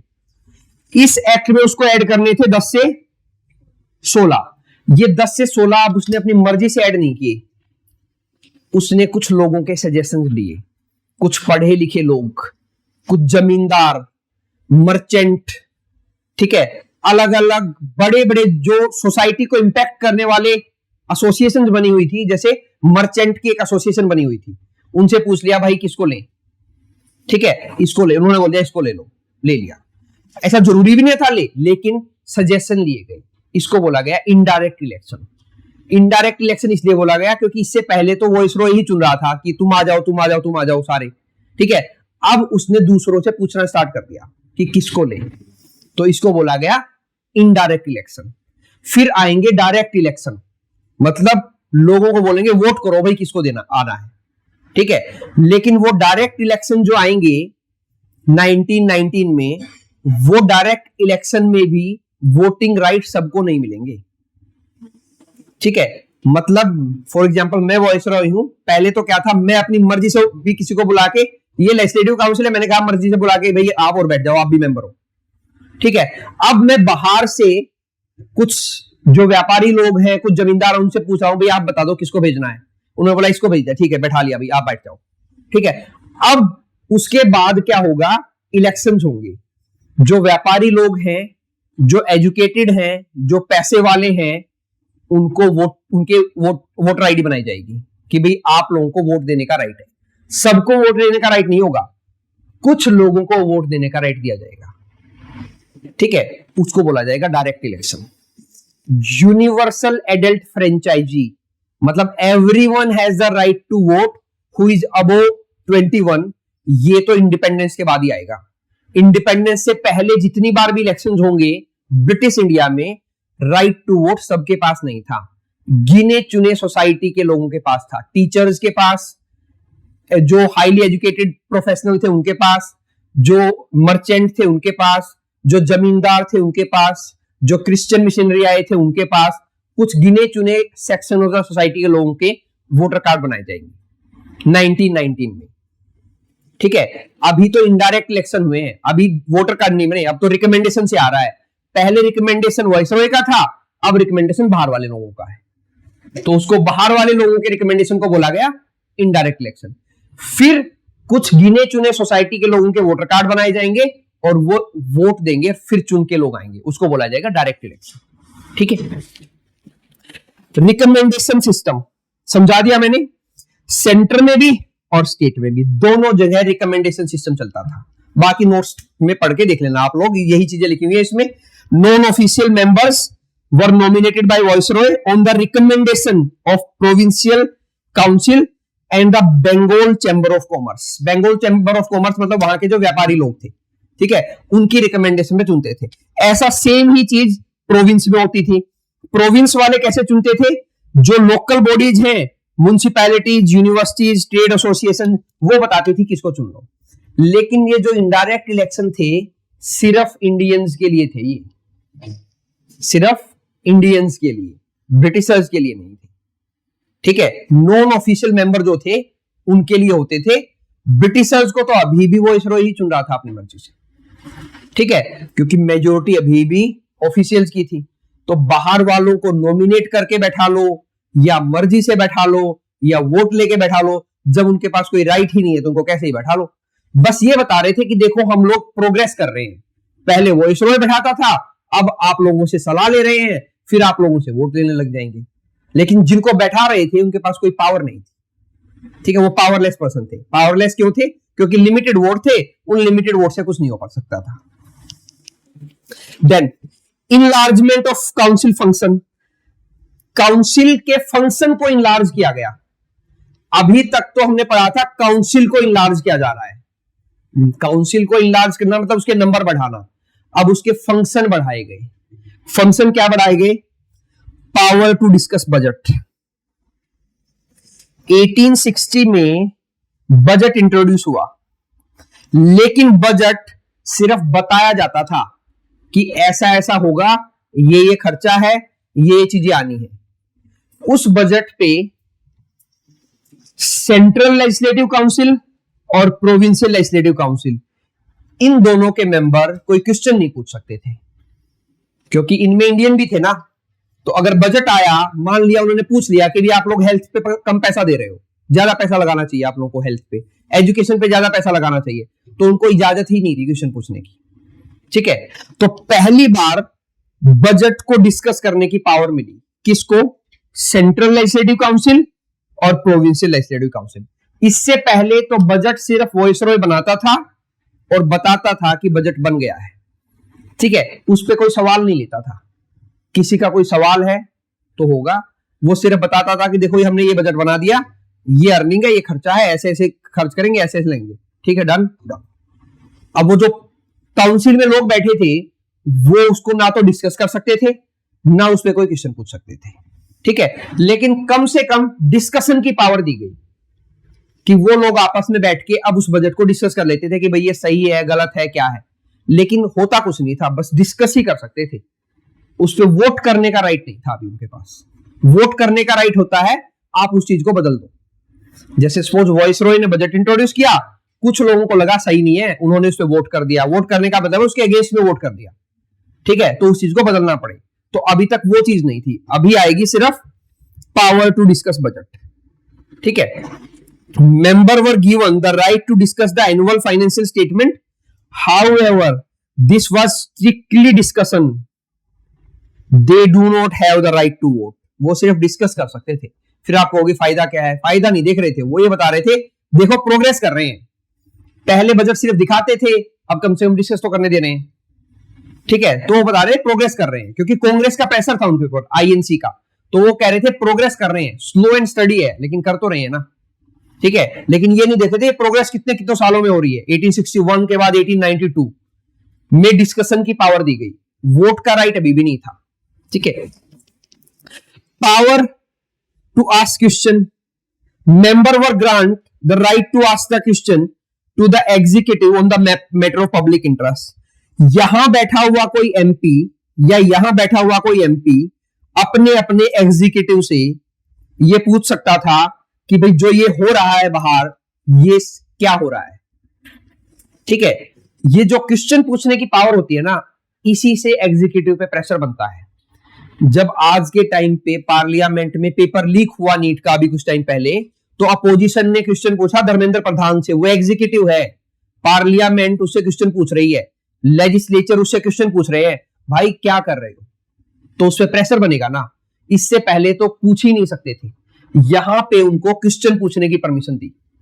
जैसे अपोजिशन ने पूछा धर्मेंद्र प्रधान से, भाई ये क्या कर रहे हो आप, पेपर लीक हो रहा है, अब उसने आंसर कर दिया, दोबारा क्वेश्चन नहीं पूछ सकते थे आप, बस एक ही बार पूछना अलाउड था, ठीक है। तो क्वेश्चन पूछ सकते थे लेकिन सप्लीमेंट्री क्वेश्चन नहीं पूछ सकते थे, उसके बाद नहीं पूछ सकते। उसने बोल दिया कि भाई अगली बार नहीं होगा ऐसा, तो आप दोबारा क्वेश्चन नहीं पूछ सकते उससे। एक बार में एक पर्सन एक ही क्वेश्चन पूछ सकता था, ठीक है। सप्लीमेंट्री क्वेश्चन होता है उसके बाद क्वेश्चन पूछना, आज के टाइम पे ये अलाउड है, सप्लीमेंट्री क्वेश्चन पूछे जाएंगे, ठीक है। उसे खड़े करके कितने भी क्वेश्चन पूछ सकते हैं। लेकिन तब क्या था भाई, हर एक मेंबर एक एक क्वेश्चन तैयार रखो, जो एग्जीक्यूटिव काउंसिल है, वाइसराय, 3 उसके एग्जीक्यूटिव काउंसिल के मेंबर, एक उसका लो मेंबर, इनसे क्वेश्चन पूछ सकते हो आप लोग, लेकिन एक एक ही क्वेश्चन पूछना है। उन्हें जो रिप्लाई कर दिया अब वो सही है, आप ये भी नहीं बोल सकते कि आपने गलत रिप्लाई कर दिया, आपने पूछा उसने आंसर कर दिया जो करना था, ठीक है। तो पावर टू आस्क क्वेश्चन, लेकिन सप्लीमेंट्री मतलब फॉलो अप क्वेश्चन नहीं पूछ सकते थे, क्लियर, ठीक है। लेकिन ये इससे पहले ये चीजें भी नहीं थी, इससे पहले क्वेश्चन ही नहीं पूछ सकते थे और ना ही बजट को डिस्कस कर सकते थे। तो काउंसिल की पावर को थोड़ा सा बढ़ाया गया। कौन सी council? Legislative council. Done. Then आज का हमारा last act, Indian council act 1909। Indian council act 1909 famously known as Morley Minto reform. John Morley secretary of state था इंडिया का और लॉर्ड मिंटो वाइसरॉय था इंडिया का, इसलिए इस एक्ट का नाम था मार्ले मिंटो रिफॉर्म। यह भी पूछा गया है, which of the following act is known as Morley Minto reform? Council act 1861, council act 1892, council act 1909, government of India act 1858, किसको बोला जाता है मार्ले मिंटो रिफॉर्म? तो ऐसा सिंपल क्वेश्चन ही पूछा गया है, ठीक है। इसको इंट्रोड्यूस किया गया, सिग्निफिकेंट रिफॉर्म किए गए, लेजिस्लेटिव काउंसिल में भी रिफॉर्म हुए, एग्जीक्यूटिव काउंसिल में भी रिफॉर्म हुए, लेकिन वो रिफॉर्म के लिए फेमस नहीं हुआ। ये एक्ट इनफेमस हुआ, मतलब अपने गलत काम के लिए फेमस हुआ। इसने कम्युनलिज्म को पैदा कर दिया इंडिया में।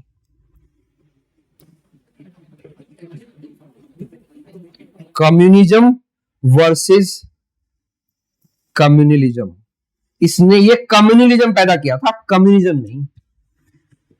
कम्युनलिज्म का मतलब होता है division of the society on the base of caste, race, colour, place of birth के बेस पे सोसाइटी को डिवाइड करना इज कम्युनलिज्म। कम्युनल राइट नहीं सुने, दंगे कम्युनल राइट हो रहे हैं, हिंदू वर्सेस मुस्लिम। तो सोसाइटी को डिवाइड करना किसके बेस पे? रिलीजन के बेस पे, रेस के बेस पे, कास्ट के बेस पे, प्लेस ऑफ बर्थ, मुंबई में रहना तो मराठी बोलनी पड़ेगी, प्लेस ऑफ बर्थ के बेस पे, कम्युनलिज्म। तो ये कम्युनलिज्म के लिए फेमस हुआ ये वाला एक्ट। कम्युनिज्म एक फिलॉसफी होती है जो कार्ल मार्क्स ने दी थी, इसके अकॉर्डिंग सोसाइटी में सब बराबर है।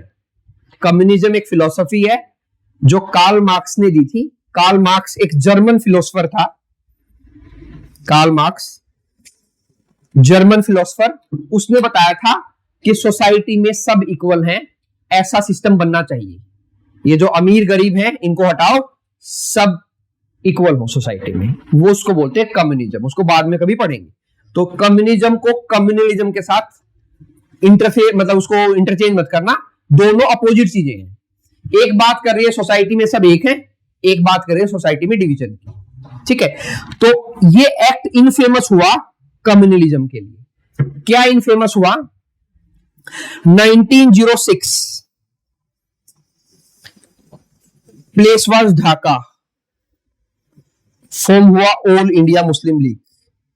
जैसे आईएनसी बना इंडियन नेशनल कांग्रेस, ऐसे ही एक ऑर्गेनाइजेशन बनी all India Muslim league, Dhaka में बनी।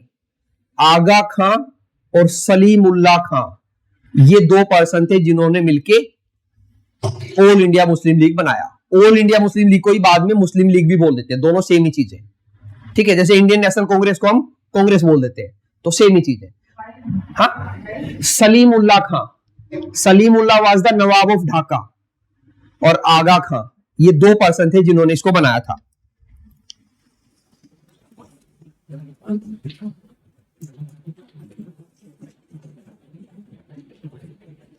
अगर इन दोनों में से किसी एक पे टिक लगाना है तो सलीमुल्लाह खां पे लगाना। कई बार ऐसा हुआ है कि दोनों नाम दे दिए, तो मेन नवाब ने बनाया था इसको। तो ये ढाका का नवाब होता था सलीमुल्लाह खां उस वक्त। ढाका का नवाब, ढाका बंगाल का पार्ट था, लेकिन हम पढ़ रहे हैं 1906। इससे पहले 1905 में पार्टीशन हो गया बंगाल का, partition of Bengal, Lord Curzon, ठीक है। बंगाल को दो पार्ट्स में डिवाइड कर दिया, ईस्ट बंगाल और वेस्ट बंगाल। ईस्ट बंगाल में मेजोरिटी पर्सन मुस्लिम है, वेस्ट बंगाल में मेजोरिटी पर्सन हिंदू है। ईस्ट बंगाल आज का बांग्लादेश, हालांकि उसमें से आसाम को अलग कर दिया गया। पहले के ईस्ट बंगाल में आसाम भी होता था, आज के ईस्ट बंगाल में, मतलब जो ईस्ट बंगाल है जो बांग्लादेश है उसमें आसाम नहीं है। तो लॉर्ड कर्जन ने पार्टीशन किया था, ठीक है। तो वो पहला कम्युनल स्टेप था जो ब्रिटिशर्स ने उठाया। उनकी पॉलिसी थी divide and rule, divide and rule की पॉलिसी, कि बांटो और राज करो। तो जब उनको लगा कि हिंदू और मुस्लिम एक हो रहे हैं, कैसे लगा? 1857 के रिवोल्ट से, कि भाई सभी एक साथ लड़ रहे हैं, हिंदू भी और मुस्लिम भी, सोसाइटी के सभी लोग आ रहे हैं, पीजेंट सभी आ रहे हैं, उनमें कुछ मुस्लिम है कुछ हिंदू है, तो ये तो सब एक हो गए, एक हो जाएंगे तो दिक्कत होगी। तो उन्होंने बोला पार्टीशन ऑफ बंगाल कर दो, बंगाल को डिवाइड कर दो, ईस्ट बंगाल में और वेस्ट बंगाल में। उसके बाद मुस्लिम्स को नया आइडिया आ गया कि भाई आईएनसी में मेजोरिटी हिंदू की है जो 1885 में बनी है, तो हमारी भी तो कोई पार्टी होनी चाहिए। तो उन्होंने ऑल इंडिया मुस्लिम लीग बना ली। ये लोग गए इसमें वायसराय के पास 1906, अभी तक वायसराय कर्जन ही है। 1906 इन्होंने बोला कि हम लोगों को अलग से वोटिंग राइट दे दो। मैंने मुस्लिम लोगों का एक डेलीगेशन गया, हम लोगों को अलग से वोटिंग राइट दे दो, ठीक है। वोटिंग राइट मैंने आप लोगों को समझाया था, वोटिंग राइट का मतलब कुछ लोगों को सोसाइटी में राइट दिए गए थे, लेकिन फॉर एग्जाम्पल जैसे ये एक एरिया है बॉम्बे का, ये बॉम्बे प्रोविंस है। बॉम्बे प्रोविंस में भी छोटे छोटे एरिया थे अलग अलग।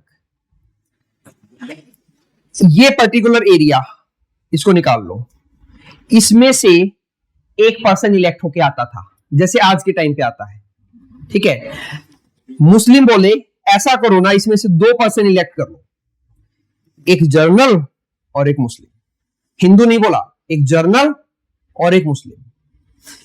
तो इलेक्शन अब दो तरह के पर्सन लड़ेंगे, जर्नल के कैंडिडेट होंगे बहुत सारे और मुस्लिम कैंडिडेट होंगे बहुत सारे जो इलेक्शन लड़ेंगे। मुस्लिम कैंडिडेट्स को सिर्फ मुस्लिम वोटर वोट करेंगे और जर्नल कैंडिडेट को बाकी सारे मिलके। इसको बोला गया कम्युनल इलेक्टोरेट। इसको बोला गया कम्युनल इलेक्टोरेट, कि एक ही सीट पे, फॉर एग्जांपल जैसे आज के टाइम पे लगाओ, रोहतक है, रोहतक एक एमपी सीट भी है और एक एमएलए भी जाता है यहां से। एमपी दीपेंद्र हुड्डा है, एमएलए कौन है, तो हमें तो नहीं पता इतना, पार्थ भूषण बत्रा, वो एमएलए है यहां से रोहतक से। ठीक है, अपने चारों की तरफ की चीजें तो समझो कौन कौन है एमपी एमएलए। तो यहां से एक एमपी जा रहा है, एक एमएलए जा रहा है, एक जा रहा है, लेकिन अब रोहतक में मुस्लिम भी रह रहे हैं, हिंदू भी रह रहे हैं, सिख भी रह रहे हैं, क्रिश्चियन भी रह रहे हैं, उनके पास वोटिंग राइट भी है, लेकिन वो सब एक को चुन रहे हैं। तो बोला एक नहीं चुनेंगे, बाकी सब मिलके एक जनरल को चुन लो और मुस्लिम जितने भी है ना वो सब मिलके मुस्लिम को चुन लेंगे। तो एक कॉन्स्टिट्यूएंसी में सिर्फ 2 एमएलए जाएंगे, एक मुस्लिम होगा जिसको सिर्फ मुस्लिम वोट देंगे, एक हिंदू होगा जिसको सिर्फ हिंदी वोट देंगे। ब्रिटिशर्स बोले बहुत अच्छा, ये तो बहुत अच्छा आइडिया आप लोगों का, ठीक है, डिवाइड एंड रूल की हमारी तो पॉलिसी है, अच्छा आइडिया है, फटाक से दे दिया। इसको बोला गया कम्युनल इलेक्टोरेट। ये मतलब वोट देने का सिस्टम चल चुका था। हाँ, चल के आ रहा, धीरे धीरे बढ़ रहा है ना, वोटिंग सिस्टम धीरे धीरे बढ़ रहा है पैनल, हम उसको इतना डिटेल में नहीं पढ़ेंगे, तो धीरे धीरे वोटिंग सिस्टम स्टार्ट हो गया है। ठीक है, तो ये इनको अलग अलग इलेक्ट किया गया, इसको बोला गया कम्युनल इलेक्टोरेट। तो कम्युनलिज्म के नाम पे डिवाइड किया गया इंडिया को। Introduction of communal representation, separate electorate. Separate electorate मतलब एक इलेक्टोरेट, इलेक्टोरेट मतलब वोटर, इलेक्टोरेट का मतलब होता है वोटर। सेपरेट इलेक्टोरेट का मतलब है एक वोटर होंगे जनरल और एक वोटर होंगे मुस्लिम। मुस्लिम वोटर सिर्फ मुस्लिम कैंडिडेट्स को वोट करेंगे, अब उनमें कोई एक खड़ा हो, 2 हो, 3, जितने इलेक्शन कंटेस्ट करेंगे उनको मुस्लिम वोट देंगे, जो जीत जाएगा उसको हम लेजिस्लेटिव काउंसिल में ले लेंगे। सेम चीज जनरल के लिए करेगी की जाएगी। Muslim electorate, this is the most crucial take away from this act, introduce a system of communal representation for Muslims by accepting the concept of separate electorate. ये कंसेप्ट प्रपोज किया था all India Muslim league ने। ठीक है, इसको propose पहले किया गया था, मान लिया लॉर्ड मिंटो ने, सॉरी वाइसराय जो मिंटो थे उन्होंने मान लिया आके कि ठीक है ये प्रपोजल आप लोगों ने जो दिया था पिछले वाइसरॉय को, ये मैं मान रहा हूं, इसको हम इंप्लीमेंट कर देते हैं, क्योंकि वाइसरॉय के पास पावर थी, उसने इंप्लीमेंट कर दिया। हाउ इट वर्क ये मैंने बता दिया आप लोगों को कि मुस्लिम वोटर्स मुस्लिम को वोट देंगे और बाकी सब एक जनरल को वोट देंगे। तो फादर ऑफ कम्युनल इलेक्टोरेट बोला गया लॉर्ड मिंटो। मल्टीपल टाइम पूछा गया ये क्वेश्चन बहुत सारे एग्जाम्स में। Who is known as the father of communal electorate? Lord Minto. Precisely अगर आए तो लॉर्ड मिंटो 2 था ये, लॉर्ड मिंटो, लेकिन पूछते नहीं है, 1 2 नहीं देंगे, लॉर्ड मिंटो ही आता है। लॉर्ड मिंटो कौन था? वाइसरॉय। ठीक है, तो Lord Minto is known as father of communal electorate. इसके बाद एक कम्युनल अवार्ड भी आएगा। कम्युनल अवार्ड और कम्युनल इलेक्टोरेट दोनों अलग चीजें हैं। फिर ऐसा ही प्रोविजन डिप्रेस्ड क्लास के लिए किया जाएगा। एक एरिया, एक जनरल कैंडिडेट, एक मुस्लिम कैंडिडेट, फिर डिप्रेस क्लास के लिए डीआर अंबेडकर बोलेंगे एक डिप्रेस क्लास का कैंडिडेट और ले लो, इसको सिर्फ डिप्रेस क्लास वाले वोट देंगे जो दलित है, कि दलित अपना एक लीडर चुनेंगे, मुस्लिम अपना चुनेंगे और जनरल अपना चुनेंगे। तो बाद में आएगा कम्युनल अवार्ड, इसको बोला जाएगा जब दलित को सेपरेट इलेक्टोरेट दिया जाएगा उसको बोला जाएगा कम्युनल इलेक्टोरेट, कम्युनल अवार्ड। वो आएगा 1932 में, 1932 में। ठीक है, वो उस टाइम पे हम उसको पढ़ेंगे। फिर ये जो AIML है सर, ये तो लॉर्ड कर्जन के पास गए ना, तो फिर लॉर्ड भी उसके बाद चले गए ना, नेक्स्ट वाइसरॉय आएंगे, वाइसरॉय भी तो चेंज हो रहे हैं। ठीक है, इनके बाद हार्डिंग आ जाएंगे। अभी इनका लंबा टाइम नहीं था, लॉर्ड मिंटो का छोटा ही टाइम था। उसके बाद लॉर्ड हार्डिंग आ जाएंगे। कॉन्टिन्यूस वाइसरॉय भी तो चेंज हो रहे हैं पैरेलल में। नहीं, अप्रूव तो इन्होंने किया ना, तभी तो इनको बोला गया फादर। आइडिया था उनके पास तो कि ऐसा कुछ कर सकते हैं, इन्होंने अप्रूव कर दिया कि ठीक है ये आइडिया, इसको मान लेते हैं हम। ठीक है, वाइसरॉय के पास पावर थी, तो लॉर्ड मिंटो को बोला गया फादर ऑफ कम्युनल इलेक्टोरेट। ठीक है, तो याद रखना father of communal electorate Lord Minto. Lord Minto कौन थे? वाइसरॉय थे उस वक्त इंडिया के। Then first Indian in executive council, ये मैंने पहले बताया था आप लोगों को, 1909 में पहला इंडियन आएगा एग्जीक्यूटिव काउंसिल में, सत्येंद्र प्रसाद सिन्हा। ठीक है, पहले बताने का ये होता है, फिर वो याद रह जाती चीजें। तो एग्जैक्टली सत्येंद्र प्रसाद सिन्हा का टाइम आ गया है, पहला Indian to join the viceroy executive council as law member. तो जो लो मेंबर होता था उसकी जगह पे सत्येंद्र प्रसाद सिन्हा आ गया।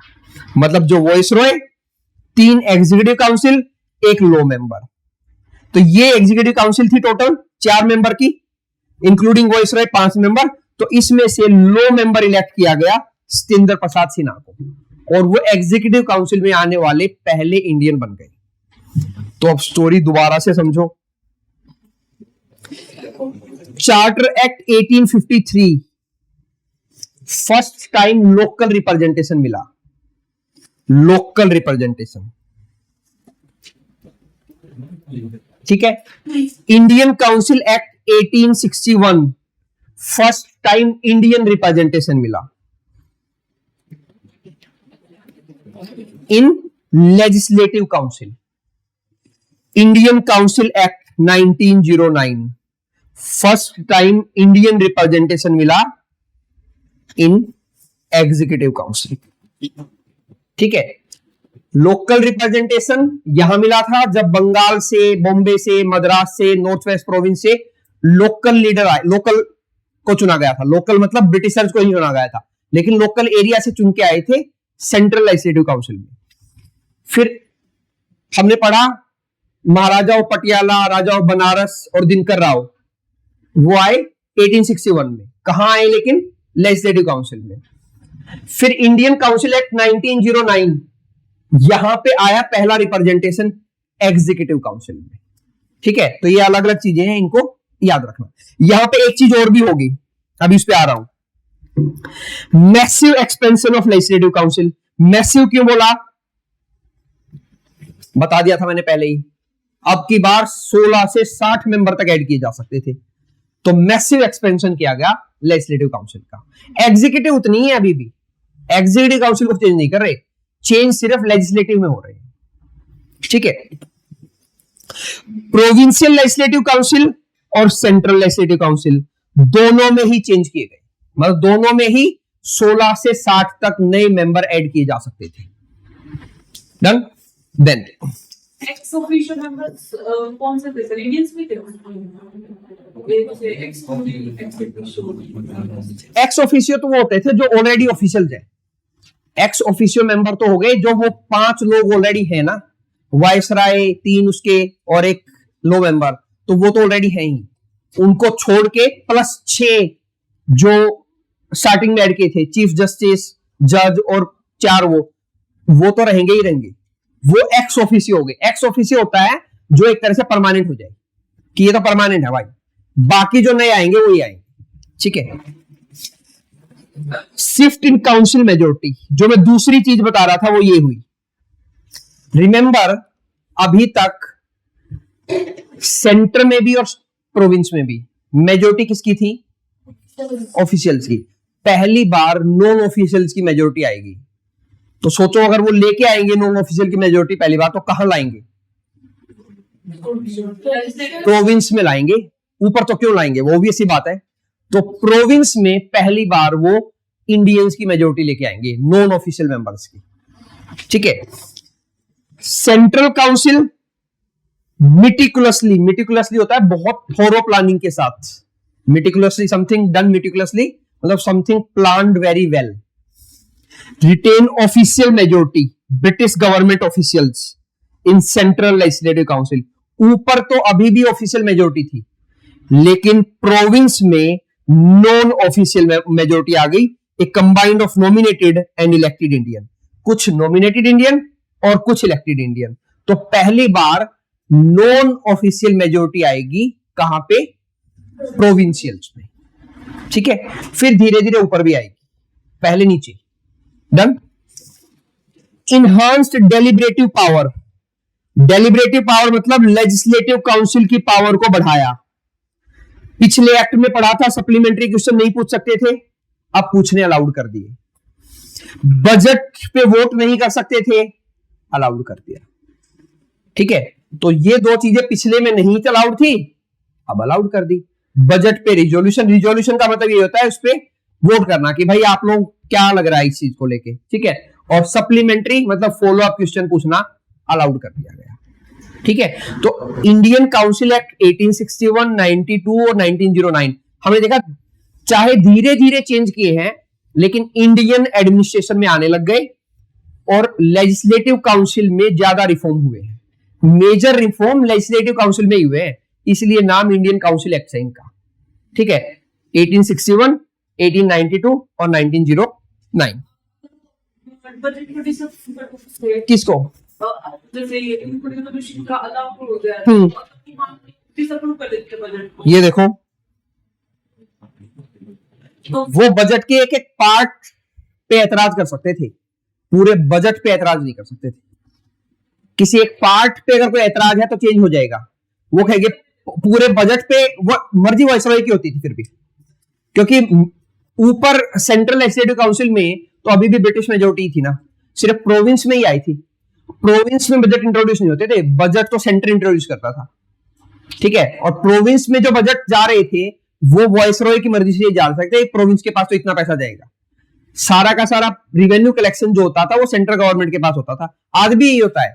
सारा पैसा इंडिया का कलेक्ट होता है सेंट्रल गवर्नमेंट के पास, फिर वो उस पैसे का बंटवारा करती है नीचे, कितना देगी।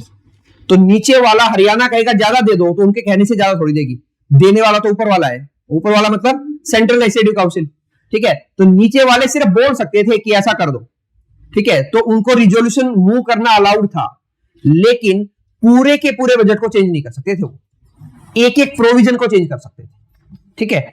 नेक्स्ट पढ़ेंगे Indian government of India act 1919 बच गया, 1935 बच गया और 1947 बच गया, तीनों बच गए। मुझे लगा था आज थर्सडे, मुझे लगा मैं फ्राइडे को कल पूरा कर दूं, ठीक है। तो अभी मंडे पूरा करेंगे इसको। कल टेस्ट है यहां तक जहां तक मैंने करवाया, यहां तक।